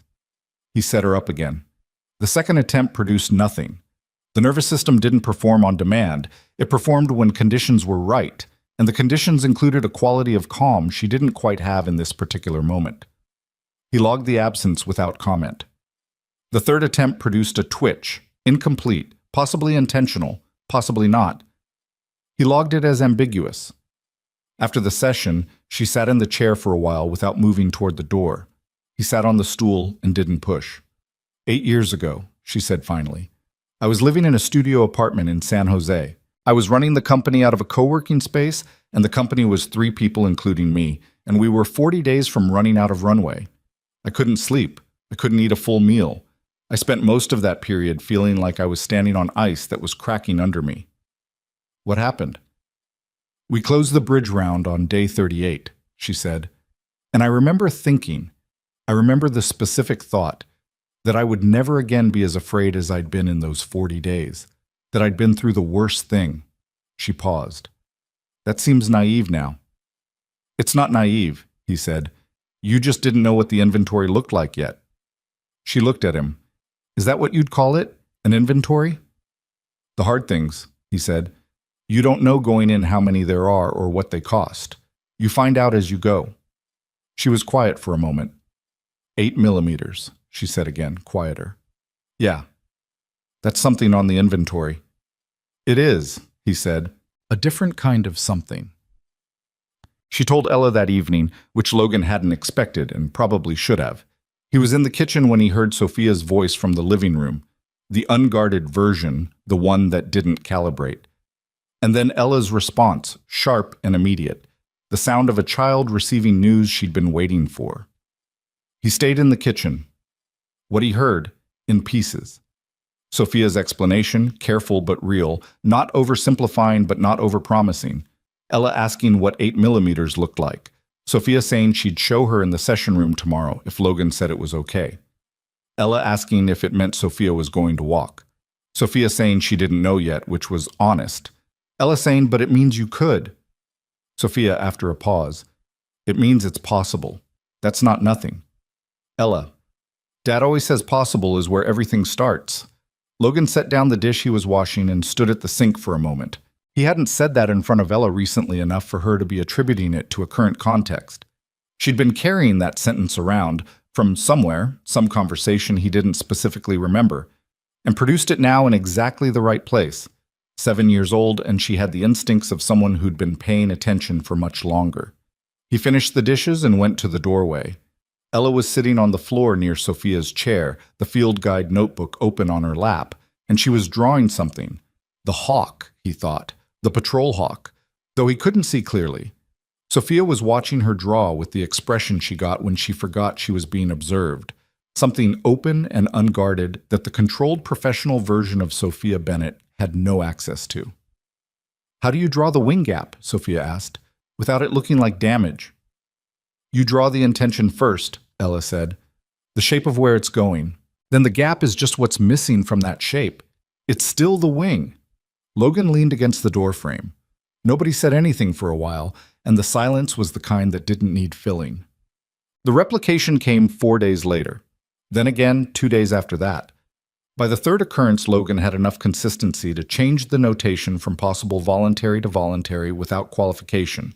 And when he showed Sophia the revised notation, she looked at it for a long time and then handed the pad back without saying anything, which told him more than any words would have. The movement was still small. He was honest about that. 8 to 12mm, left hip, lateral plane, under specific intentional conditions. It was not walking. It was not the dramatic reversal of injury that headlines were made of. It was a signal, intact and genuine, that the system was more capable than the MRI had shown and that the work had reached it. What it meant beyond that was a question Logan wouldn't answer and Sophia had learned not to ask. What it did, in practice, was change the quality of Sophia's presence in her own body, something subtle and real. The way she positioned herself in the chair, the way she held her trunk in the bars, the way she talked about her legs in conversation. Before, even in the better sessions, there had been a remove in her language, a careful separation between my legs and I, as though the lower half of her body were a foreign territory she was navigating diplomatically. It was gone now, or mostly gone. The territory had sent back a signal, and the signal had been received. Logan noticed it. He logged it in a way he didn't log clinical data, privately, without notation, as something he simply knew. Ella noticed it too, in her way. You touched your knee today, she said to Sophia one evening, entirely matter of fact. Sophia looked up. What? While you were on the phone, you put your hand on your knee and kept it there for a while. Ella was finishing an entry in the field guide. You didn't used to do that. Sophia looked at her hand, then at Ella. Observant, she said. Field work, Ella said, without looking up. The call from the board came on a Thursday evening, outside the scheduled window, which meant someone was moving fast on something. Sophia took it in her room and came out 45 minutes later looking like she'd navigated a minefield. She found Logan at the workbench in the session room. He looked up. Garrett Lim is calling an emergency session, she said. He has enough votes. Logan set down the tool. For the succession clause? For a formal review, she said. Not succession, yet, but a formal governance review of my capacity to serve as CEO, which is the first procedural step toward succession if they want to go that way. She was in the doorway, not fully in the room, which was unlike her. She'd claimed this room weeks ago. They want me in San Francisco. When? 2 weeks. She paused. In person. Garrett specifically requested in person. He wants the board to see me, which means he wants them to see the chair. She said it without self-pity, with the flat accuracy of someone reading a tactical situation. He thinks it's his strongest card. Logan leaned against the workbench. Is it? It depends on what they see when they see me, she said. If they see what I was 4 months ago, yes. If they see what I am now, she stopped. I don't know what I am now. I can tell you what the data says. Tell me. The data says you've developed measurable voluntary motor function in two muscle groups that were non-responsive at intake. Bilateral sensation is present and improving in both lower extremities. Trunk control is significantly above baseline, and your proprioceptive awareness has improved enough to change your postural mechanics without coaching. He paused. You're not where you started. That's what the data says. Can I walk into that boardroom? She asked. He was quiet. Logan, not yet, he said. Not 2 weeks from now. She absorbed that. But I can do something. You can stand, he said. With the bars, briefly. Without the bars, he weighed it carefully. Possibly, with support, with significant preparation. He looked at her. What do you want to show them? I want to show them that I'm functional, she said, that the person making decisions for Bennett Technologies is capable. She paused. I don't want to perform for them. I'm not going to stand up in a boardroom and prove I'm worth keeping because I can manage a few seconds upright. That's not the point. Then what is the point? She thought about it. That I'm the right person for the job, regardless of what my legs are doing. She moved into the room fully, stopped near the bars. The mobility is mine. It's not the board's. Whether I stand or sit in that room isn't their data point to use. That's the right instinct, he said. I know it's the right instinct, she said. I'm asking whether it's the right strategy. He looked at her. What does your CTO say? Marcus says the numbers support me. Revenue is up 7%, the product roadmap is solid, and the two major partnerships I signed before the accident are both ahead of schedule. Garrett Lim's issue is not operational. It's personal. He's never believed a company this size should be run by someone under 35, and the accident gave him a legitimate process to use. She paused. What I need in that room is to be more myself than he expects, more in control than the chair suggests I am. The board needs to see that the accident changed my circumstances, but not my judgment. Your judgment is sharper than when you arrived, Logan said. She looked at him. How would you know? Because you're making fewer decisions from a place of fear, he said. What you did with Marsh, the folder, you didn't overreact and you didn't let it go. You measured it and you handled it precisely. He paused. 4 months ago, when you first got out of that SUV, your judgment was good. But it was running on threat response. Fight or don't lose. Now it's running on something cleaner. She was quiet for a moment. That's either a clinical observation or a personal one. Both, he said. Probably. She looked at the bars, then at him. I'm going to need to prepare. I know. Double sessions the next 2 weeks, if your body holds it. It'll hold it, she said.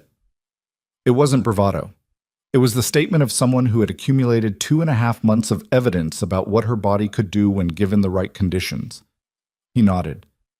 Then we start tomorrow. But the 2 weeks were the hardest work they'd done. Not because Logan pushed her beyond capacity. He was precise about the line between productive stress and damage, and he held it.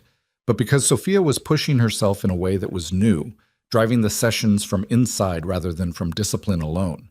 She was chasing something specific now, and specificity changed the quality of effort. She fell twice in the second week.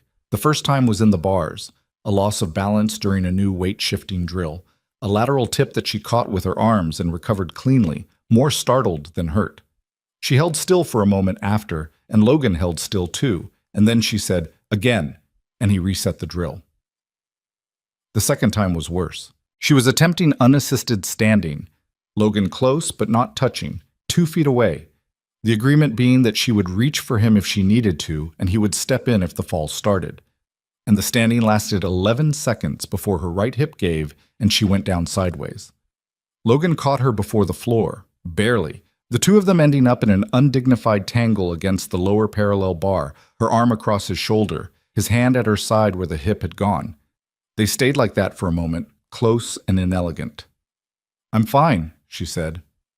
I know, he said. He helped her upright, moved her back to the chair, stepped back. His heart rate was elevated. He didn't say that. She was looking at the floor, not with defeat. More like recalibration, the internal version of what she did when she read something twice. 11 seconds, he said. That's real. It ended on the floor. It started standing, he said. We work with both. She looked up. His face was closer than it had been in most of their sessions. The fall had redistributed the distance, and she held the eye contact for a moment that lasted a beat longer than functional. Thank you, she said, for catching me. That's the job, he said. No, she said, it's not. The job would be standing clear and logging the fall. She paused. You stepped in. He didn't have an answer for that. He stepped back to his regular position and picked up the yellow pad and wrote down the time. About time. 3 days before she left for San Francisco, Ella asked her directly whether she was coming back. They were at the kitchen table, late afternoon, the good light, the place that had become theirs in the way places became things when people inhabited them long enough. Ella was doing homework with the focused reluctance of a child who had better things to do but understood the necessity. Sophia was reviewing the presentation she'd be delivering to the board. The question came without preamble, the way Ella's questions always came. Are you coming back after San Francisco? Sophia looked up. What do you think? I think you are, Ella said. But I want to hear it. I'm coming back, Sophia said. Ella looked at her steadily, measuring the answer the way her father measured data, looking for signal, not just content. Promise? Yes, Sophia said. I promise. Ella nodded and returned to her homework, apparently satisfied. Sophia watched her for a moment, the bent head, the pencil working, the rabbit tucked against her backpack, and felt something in her chest that she didn't immediately have a word for. She'd built a company. She'd managed hundreds of people. She'd made decisions that moved markets and structured agreements that would still be running years after she'd moved on from the deals themselves. She'd been, she believed, good at the things that counted. She had not understood until 7 weeks ago how much she'd missed by not being in a room with someone small who asked direct questions and named hawks and drew wing gaps carefully so the drawing showed intention rather than damage. She turned back to the presentation, changed the opening. Took out a paragraph Marsh had suggested that framed her rehabilitation as a productivity story and replaced it with 3 sentences of her own, plain, accurate, without performance. She read it back. It sounded like herself. That was, she thought, the correct starting point. The night before she left, Logan was at the workbench and Sophia found him there, which was where she always found him when something was unfinished. I've been thinking about Sandra Reyes, she said. He looked up. Yeah? You said her husband wrote to you 6 months after, she said, that she was doing okay. Yeah. Did you ever write back? He was quiet for a moment. No. Why not? He turned the tool in his hand. Because I didn't think I had the right. She looked at him. She's the reason you practice quietly, she said. She's the reason you don't publish. She's the reason you're up here in the mountains doing work that almost nobody knows about. She paused. She's been living in the outcome of what happened, and so have you, and her husband told you she was okay, and you didn't answer because you were still in your verdict. Logan didn't say anything. Right back, Sophia said. Not for you, because he reached out and he deserved a response. He looked at her for a long moment. That's direct. I'm a direct person, she said. I know. He set the tool down. I know you are. She moved toward the door, then stopped. I'm going to be okay in that room, she said. I want you to know that, not because I'm not nervous, but because I know who I am now in a way I didn't 4 months ago. She looked back at him. That's yours, some of it. I want you to know I know that. He looked at her, this woman who had arrived in a black SUV in a November snowstorm, who had sat in his parking lot for 40 minutes and come out ready to negotiate, who had thrown a clipboard in a rehabilitation facility and discharged herself and driven through 5 states to find an answer nobody in credentialed medicine would give her, who had learned where the afternoon light was, who had caught herself in the moment after 8 millimeters of voluntary movement and asked to do it again immediately. You did the work, he said. We did the work, she said. There's a difference. She went to bed. He stayed at the bench for a while, listening to the sounds of the cabin settling into night, and thought about what she'd said about Sandra Reyes, and about the difference between a verdict and a truth. Then he opened his laptop and found an old email thread and began to type. She came back on a Sunday. Logan knew she was coming because she'd texted the night before. Not an arrival time, just tomorrow. Road should be clear. He'd read it twice the way he read things that mattered, and then set his phone down and gone to finish dinner, and Ella had looked at him across the table with the expression that said she already knew without being told, because Ella always already knew. The SUV appeared at the bottom of the access road at just after 2 in the afternoon. Different vehicle this time. Not the black one that Marsh had driven in November, but a smaller rental, gray, practical. She drove it herself. That was the first thing he noticed. She'd been driving since the accident, he knew. Hand controls, which she'd had installed and learned in the early months of rehabilitation, the specific adaptation of someone who refused to be rearranged by her circumstances more than absolutely necessary. But he hadn't seen her drive before. There was something in the fact of it, in the sight of her parking that gray car with the same confident efficiency she brought to everything, that landed differently than he'd expected. Ella was off the porch before the engine stopped. She stood at a respectful distance while Sophia got herself out. The transfer to the chair, efficient and practiced, the specific sequence of movements she'd refined over months. And then Ella said, from 5 feet away, "You're back," with the gravity of a statement rather than the obvious observation it technically was. "I'm back," Sophia said. Ella stepped forward and hugged her, which was not something she'd done when Sophia left. It was brief and contained, the hug of a child who was serious about things, and then she stepped back and looked at Sophia's face with her field researcher attention. "Did it go okay?" Ella asked. "It went," Sophia said. "Come inside and I'll tell you." Logan was on the porch. Sophia looked up at him as she came up the ramp, and they held the look for a moment. The particular look of two people who have been through something together and are on the other side of it and know the other person knows it without having to say anything about it. "Hayes," she said. "Bennett," he said. "I kept my job," she said. He let out a breath he'd been holding longer than he'd admitted to himself. "Yeah?" "Yeah." She came through the door. Garrett Lim resigned at the end of the meeting, which I didn't see coming. Apparently 3 other board members had been waiting for someone to go first. She wheeled to the kitchen table with the ease of someone coming home to a place she knew, which she was. The numbers made the argument I didn't have to make out loud. Marcus had everything prepared. The board saw a company that was running well and a CEO who showed up knowing exactly what she was talking about. She paused. And I didn't perform for anyone. I sat at that table and I was exactly what I am now. And it was enough. "It was always enough," Logan said. "I know that now," she said. "I didn't know it when I left."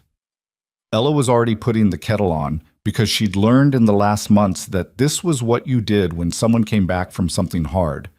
And Logan looked at his daughter and thought, not for the first time, that she'd learned things living in this cabin that no school had taught her and that no circumstance had fully explained. Things she'd arrived at through the specific combination of paying close attention and not being afraid to feel them. He pulled out a chair and sat down. "Tell me the whole thing." So she did.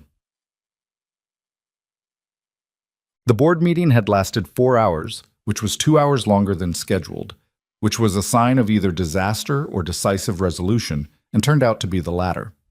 Garrett Lim had entered the room prepared to conduct what he'd framed to 3 other board members as a performance review, the kind that had a conclusion already decided and a process built around manufacturing legitimacy for that conclusion. Sophia had recognized the architecture in the first 10 minutes. She'd seen it before, from the other side, years earlier, when she'd had to let a VP go who'd been building a similar structure under a different vice president, the kind of political machinery that people built when they didn't believe direct confrontation would work in their favor. She'd let Garrett go first. He'd presented the case, framed around fiduciary responsibility, around the duration and uncertainty of her recovery, around the need for stable operational leadership during a critical growth period. It was professionally done. She didn't interrupt. She'd made a note on her legal pad that said good construction and underlined it, which was the note of someone who respected the quality of the thing coming at them even while they were preparing to dismantle it.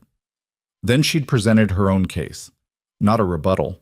She'd learned from Logan that the data should stand on its own rather than being arranged against something else, that defensive framing contaminated the data it was trying to support.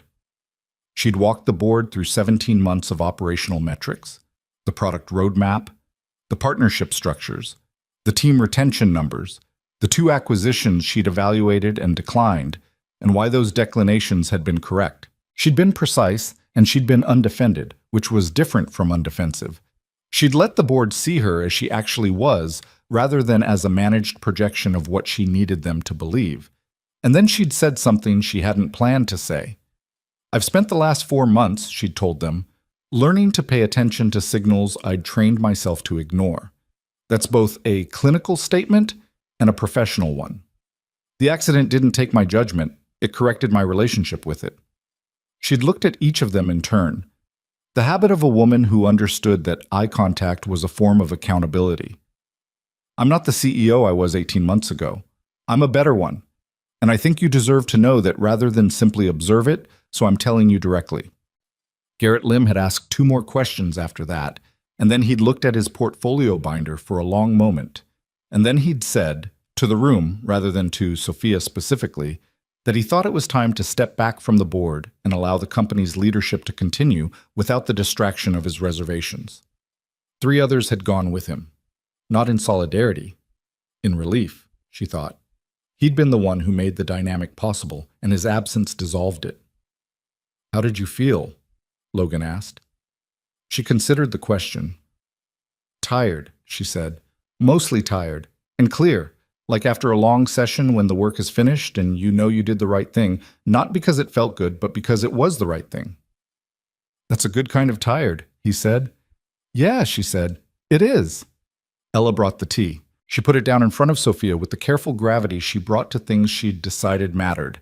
And then she sat in her own chair and tucked her feet up and looked at Sophia with the patient, open attention that had become one of the consistent textures of this cabin, something you could count on finding here. "Did you miss it?" Ella asked. "While you were gone." Sophia looked at her. "Miss what?" Ella gestured with one small hand. "At the table, the window, the room, at the general territory of the cabin and its contents." "Yes," Sophia said. "I missed it." Ella nodded, satisfied. She opened the field guide notebook to the current page. "Victor was here yesterday," she said, "near the eastern ridge. I got good observations." "Tell me," Sophia said, and Ella told her.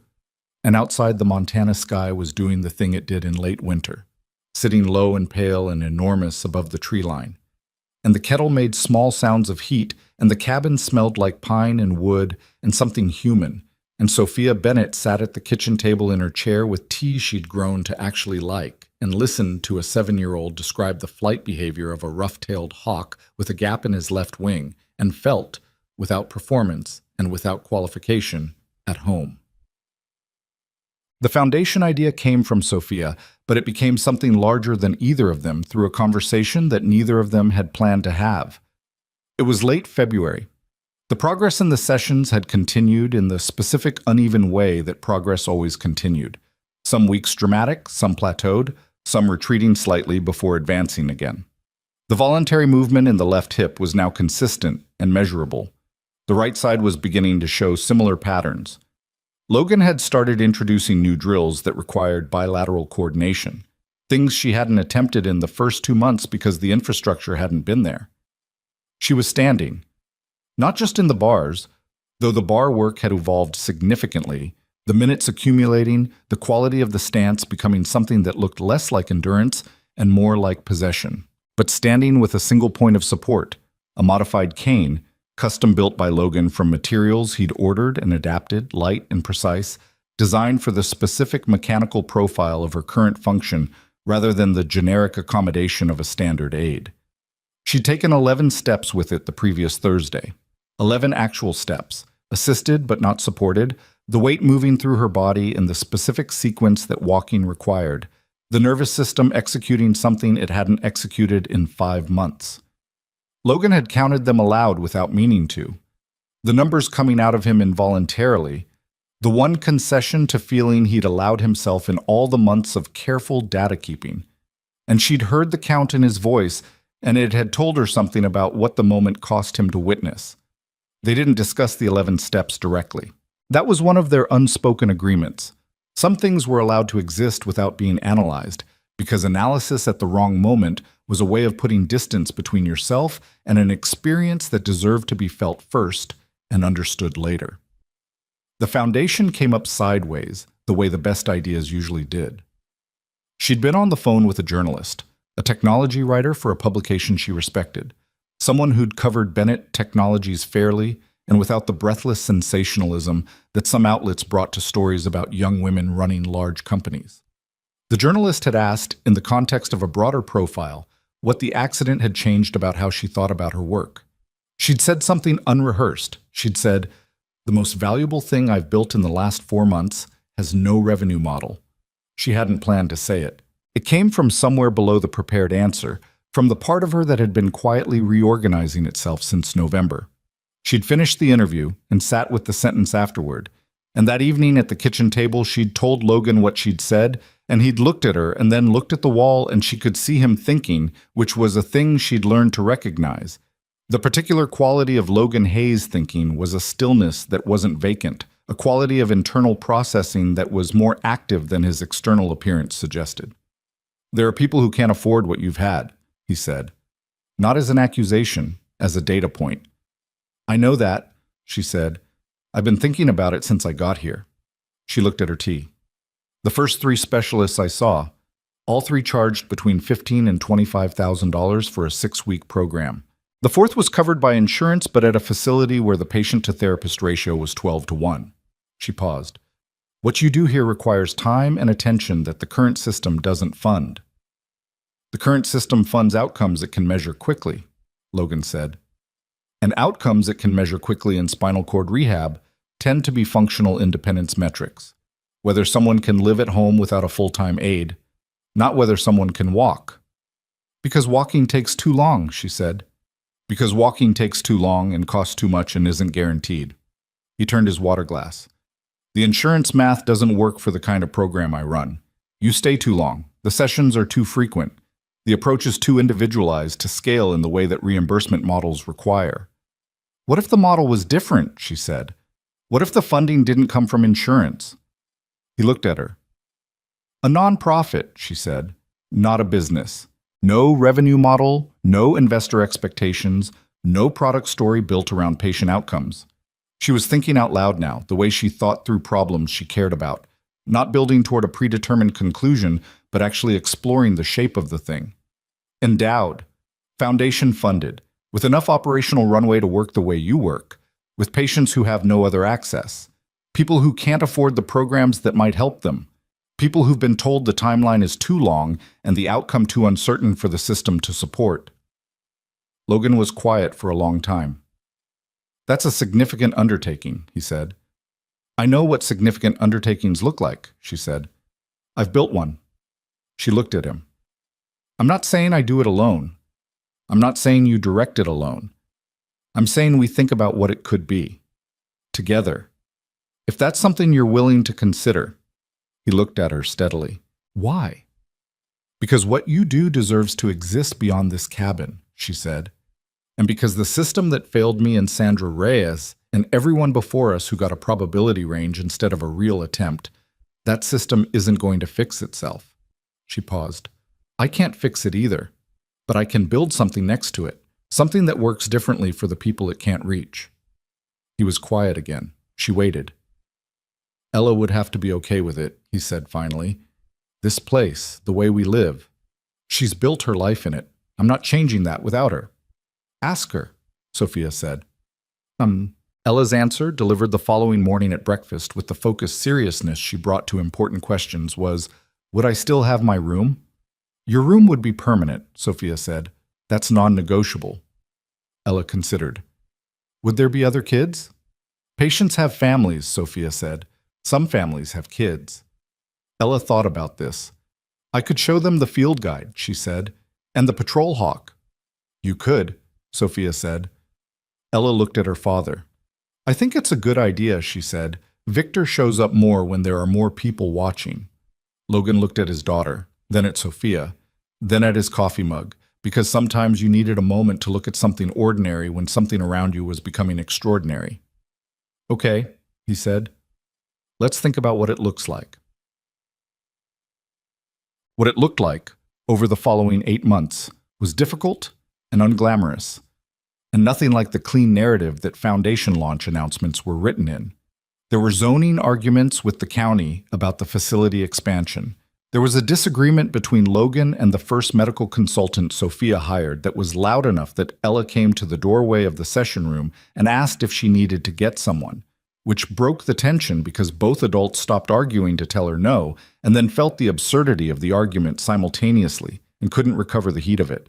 There was the week in May when the contractor they'd hired to convert the barn structure into the primary rehabilitation space discovered that the foundation needed work before any building above it could be meaningfully added to, which added 6 weeks and a significant cost overrun that Sophia handled by calling a foundation donor she'd been saving for a different campaign and being entirely honest about what had gone wrong and why, which was the only kind of conversation she had now. There was the patient intake question, which turned into a weeks-long discussion about criteria and philosophy that was really a discussion about what they believed the work was for, who deserved the time and attention of what they were building, and whether deserve was even the right framework, and what the alternatives were if it wasn't. There was the night in June when Logan sat at the kitchen table at midnight going through the 5th revision of the clinical protocol with a red pen, and Sophia came in because she couldn't sleep and found him there and looked at the marked-up pages spread across the table and said, "How bad is it?" "Not bad," he said. "Just not right yet." She sat down. "What's wrong with it?" He turned the top page around so she could read. She read. She made 2 observations that were correct and one that was brilliant in the specific way that outsider intelligence was sometimes brilliant, coming at the problem from a direction that professional training had foreclosed. He made a note. She went and got her laptop, and they worked until 3 in the morning, and when they stopped, the protocol was better. There was also the morning in July when Ella came running in from outside to report that Victor had been spotted on the new fence post, the one installed for the expanded facility boundary, which she interpreted as an endorsement. "That's a significant data point," Sophia said. "I wrote it in the field guide," Ella said, "under positive indicators." Logan looked at the ceiling. "That's not a scientific category." "It is in my system," Ella said.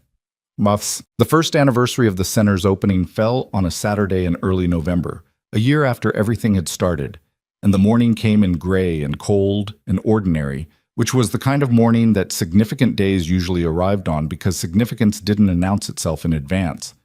There were 40 people at the event, not a gala.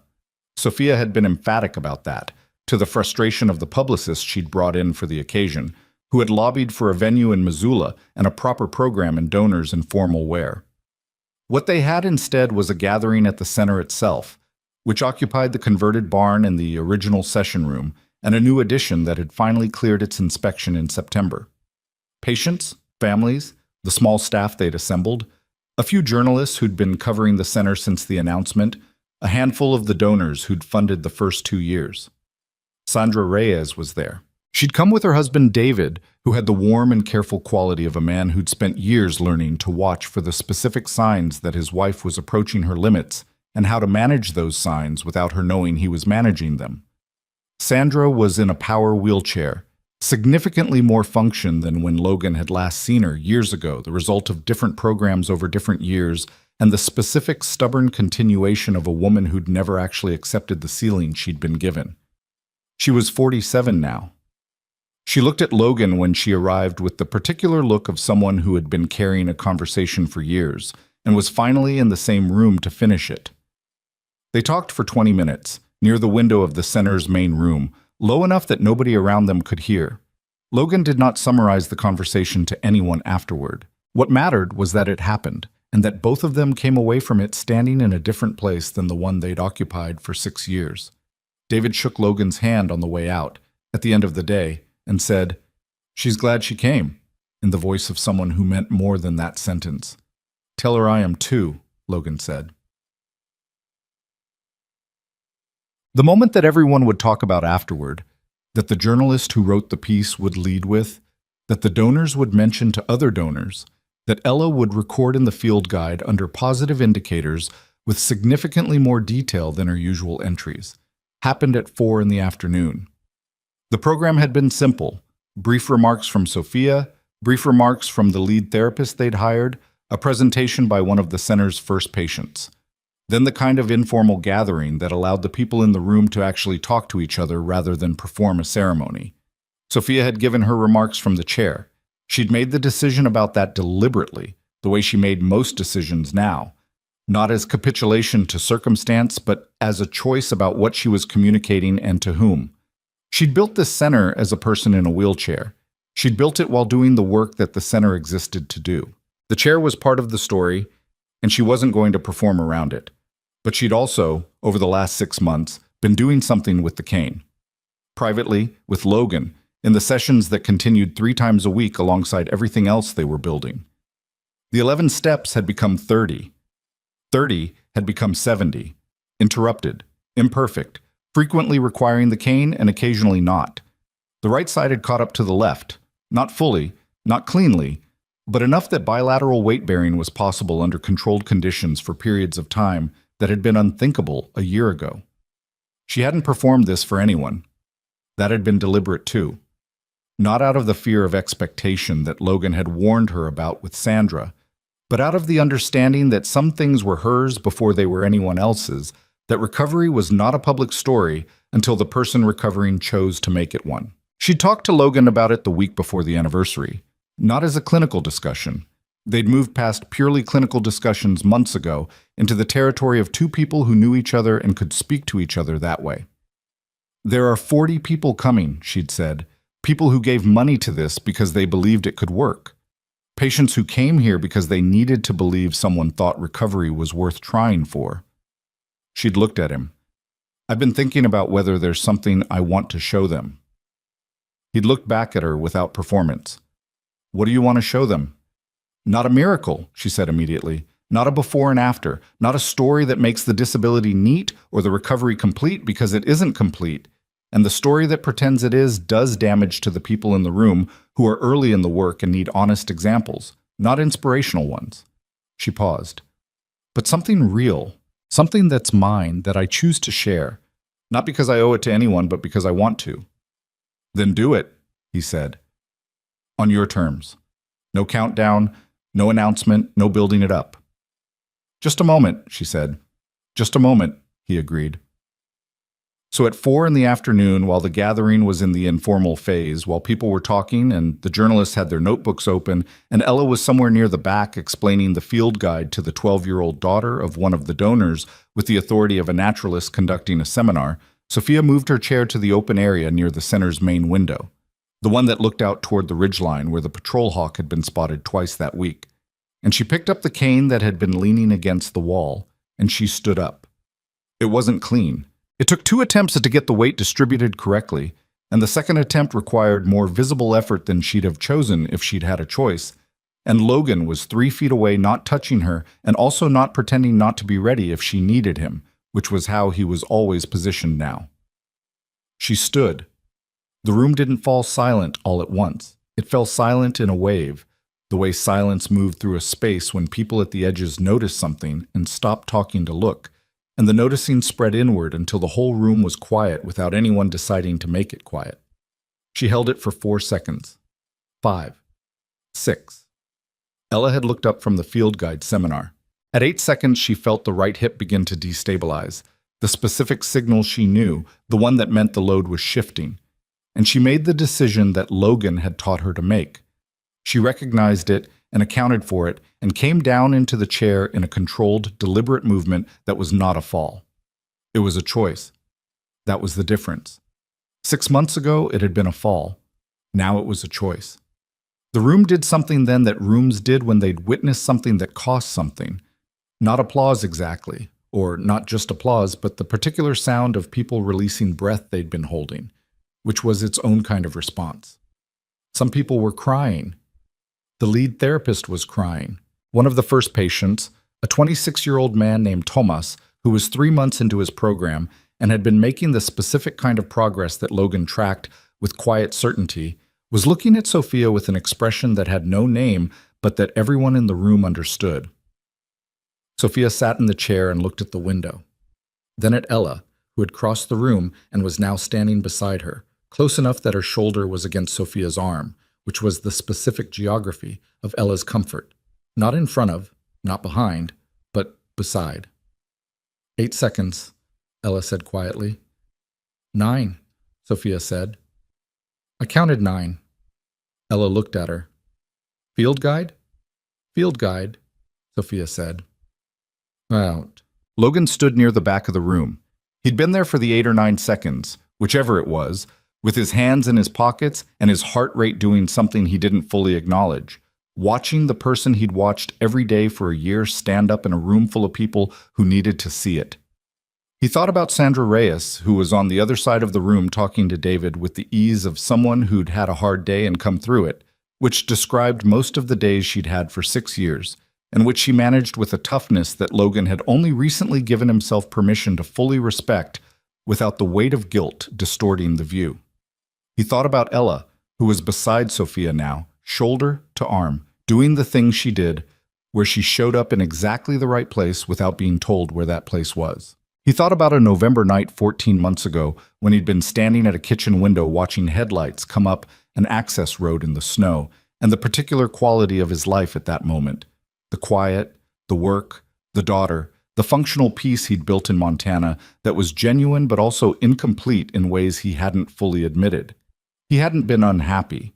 He'd been provisional, waiting for something he couldn't name. He thought about 8 millimeters on a yellow pad. He thought about what it meant to watch someone who had stopped believing start again. Not in a single dramatic moment, but in the accumulated weight of sessions and late nights and honest conversations, and one question from a 7-year-old at the kitchen table. Are you scared? And the answer, some of the time. And the pause after, me too. He'd been a researcher once, and then he'd been exiled from research. And then he'd been a private practitioner in a remote cabin who worked quietly and published nothing and kept his approach to himself because the last time he'd let it touch the world, something had gone wrong that he couldn't fully separate himself from. He'd called that humility. He'd called it appropriate caution. He'd called it what he'd learned from Austin. He'd also, if he was honest, called it hiding. He wasn't hiding anymore. The center was here. The protocol was filed, finally, with a research collaborative that Sophia had connected him with. Not published, not sold, but shared, available to practitioners who could use it, documented carefully with the full history of both its successes and its failures, Sandra Reyes included. He'd told the whole story, not the version that made him look okay. The whole thing, because that was how it was supposed to work. As Ella had told him months ago, with the certainty of someone to whom honesty came naturally and had not yet been complicated by self-protection. The truth was that what he'd built here, what they'd built, Fantar, was not a clinical triumph. Sophia could stand for 9 seconds. That was real, and it was significant, and it was the result of work that had mattered and been done with care. It was not a cure. It was not the end of the chair or the end of the hard days or the resolution of every physical limitation that the accident had created. The world was not going to line up cleanly on the other side of a single moment at a window. The truth was that none of the important things had been clean. The truth was that recovery, the real kind, the kind that happened in people rather than in case studies, was not a story about returning to what you were. It was a story about discovering that what you became in the hardest part of the hardest time was not something lesser. Sometimes it was something more. Not in the inspirational sense, not the gift wrapped in the wound, but in the plain sense that people who were broken and honest about it and kept going anyway accumulated something in the going, something that smooth people and easy luck people and people who'd never had to examine their own architecture didn't have. He looked at Sophia across the room. She was talking to one of the donors now, Ella still beside her, the conversation animated, Sophia using her hands the way she used them when she was genuinely engaged rather than performing engagement. The donor was leaning forward. This happened with Sophia. People leaned forward when she talked, because she talked like someone who meant what she was saying. She caught his eye across the room, held it for a moment. Something passed between them that didn't need a name and that he wasn't going to give one to. Not here, Not now, not in the compressed language of a look at a crowded event. But it was there, and it was real. And they both knew it was there, which was its own kind of acknowledgement. He looked away first, looked at the window, the ridgeline, the pale November sky above the tree line. He thought about something she'd said 6 weeks ago, sitting at the kitchen table at midnight while they worked on the protocol, in the specific register of things said late at night when the defenses were down and the sentence came out before the speaker had decided to say it. She'd said, "I keep trying to figure out what I lost, and I keep finding things I didn't have before." He hadn't answered it in the moment. He'd written it down later, not in the yellow pads, those were data, but in the old notebook he kept in the drawer of the workbench, the one that held things he didn't have a place for yet. Here was what he believed, having spent 40 months of his adult life examining what happened when the body's signal was lost and what happened when someone tried to find it again. The finding was never clean, and the path back was never the same path, and the person who arrived on the other side was not the same person who had set out. They were someone made by the specific difficulty of what had happened to them and how they'd chosen to face it, and that someone was not less than the original and was in most of the ways that mattered more. He believed this about Sophia. He believed it about Sandra Reyes. He believed it about himself, though that one was harder, and he held it more carefully, and some days he didn't fully believe it, and those were honest days too. He believed it about the patients who would come to this center in the years ahead, the people who would drive or be carried up that access road in the state they arrived in, whatever that state was, and would sit in the session room that he and Sophia had built out of a barn and a converted storage room in an argument with the county zoning board, and would do the work, and would find out who they were on the other side of it.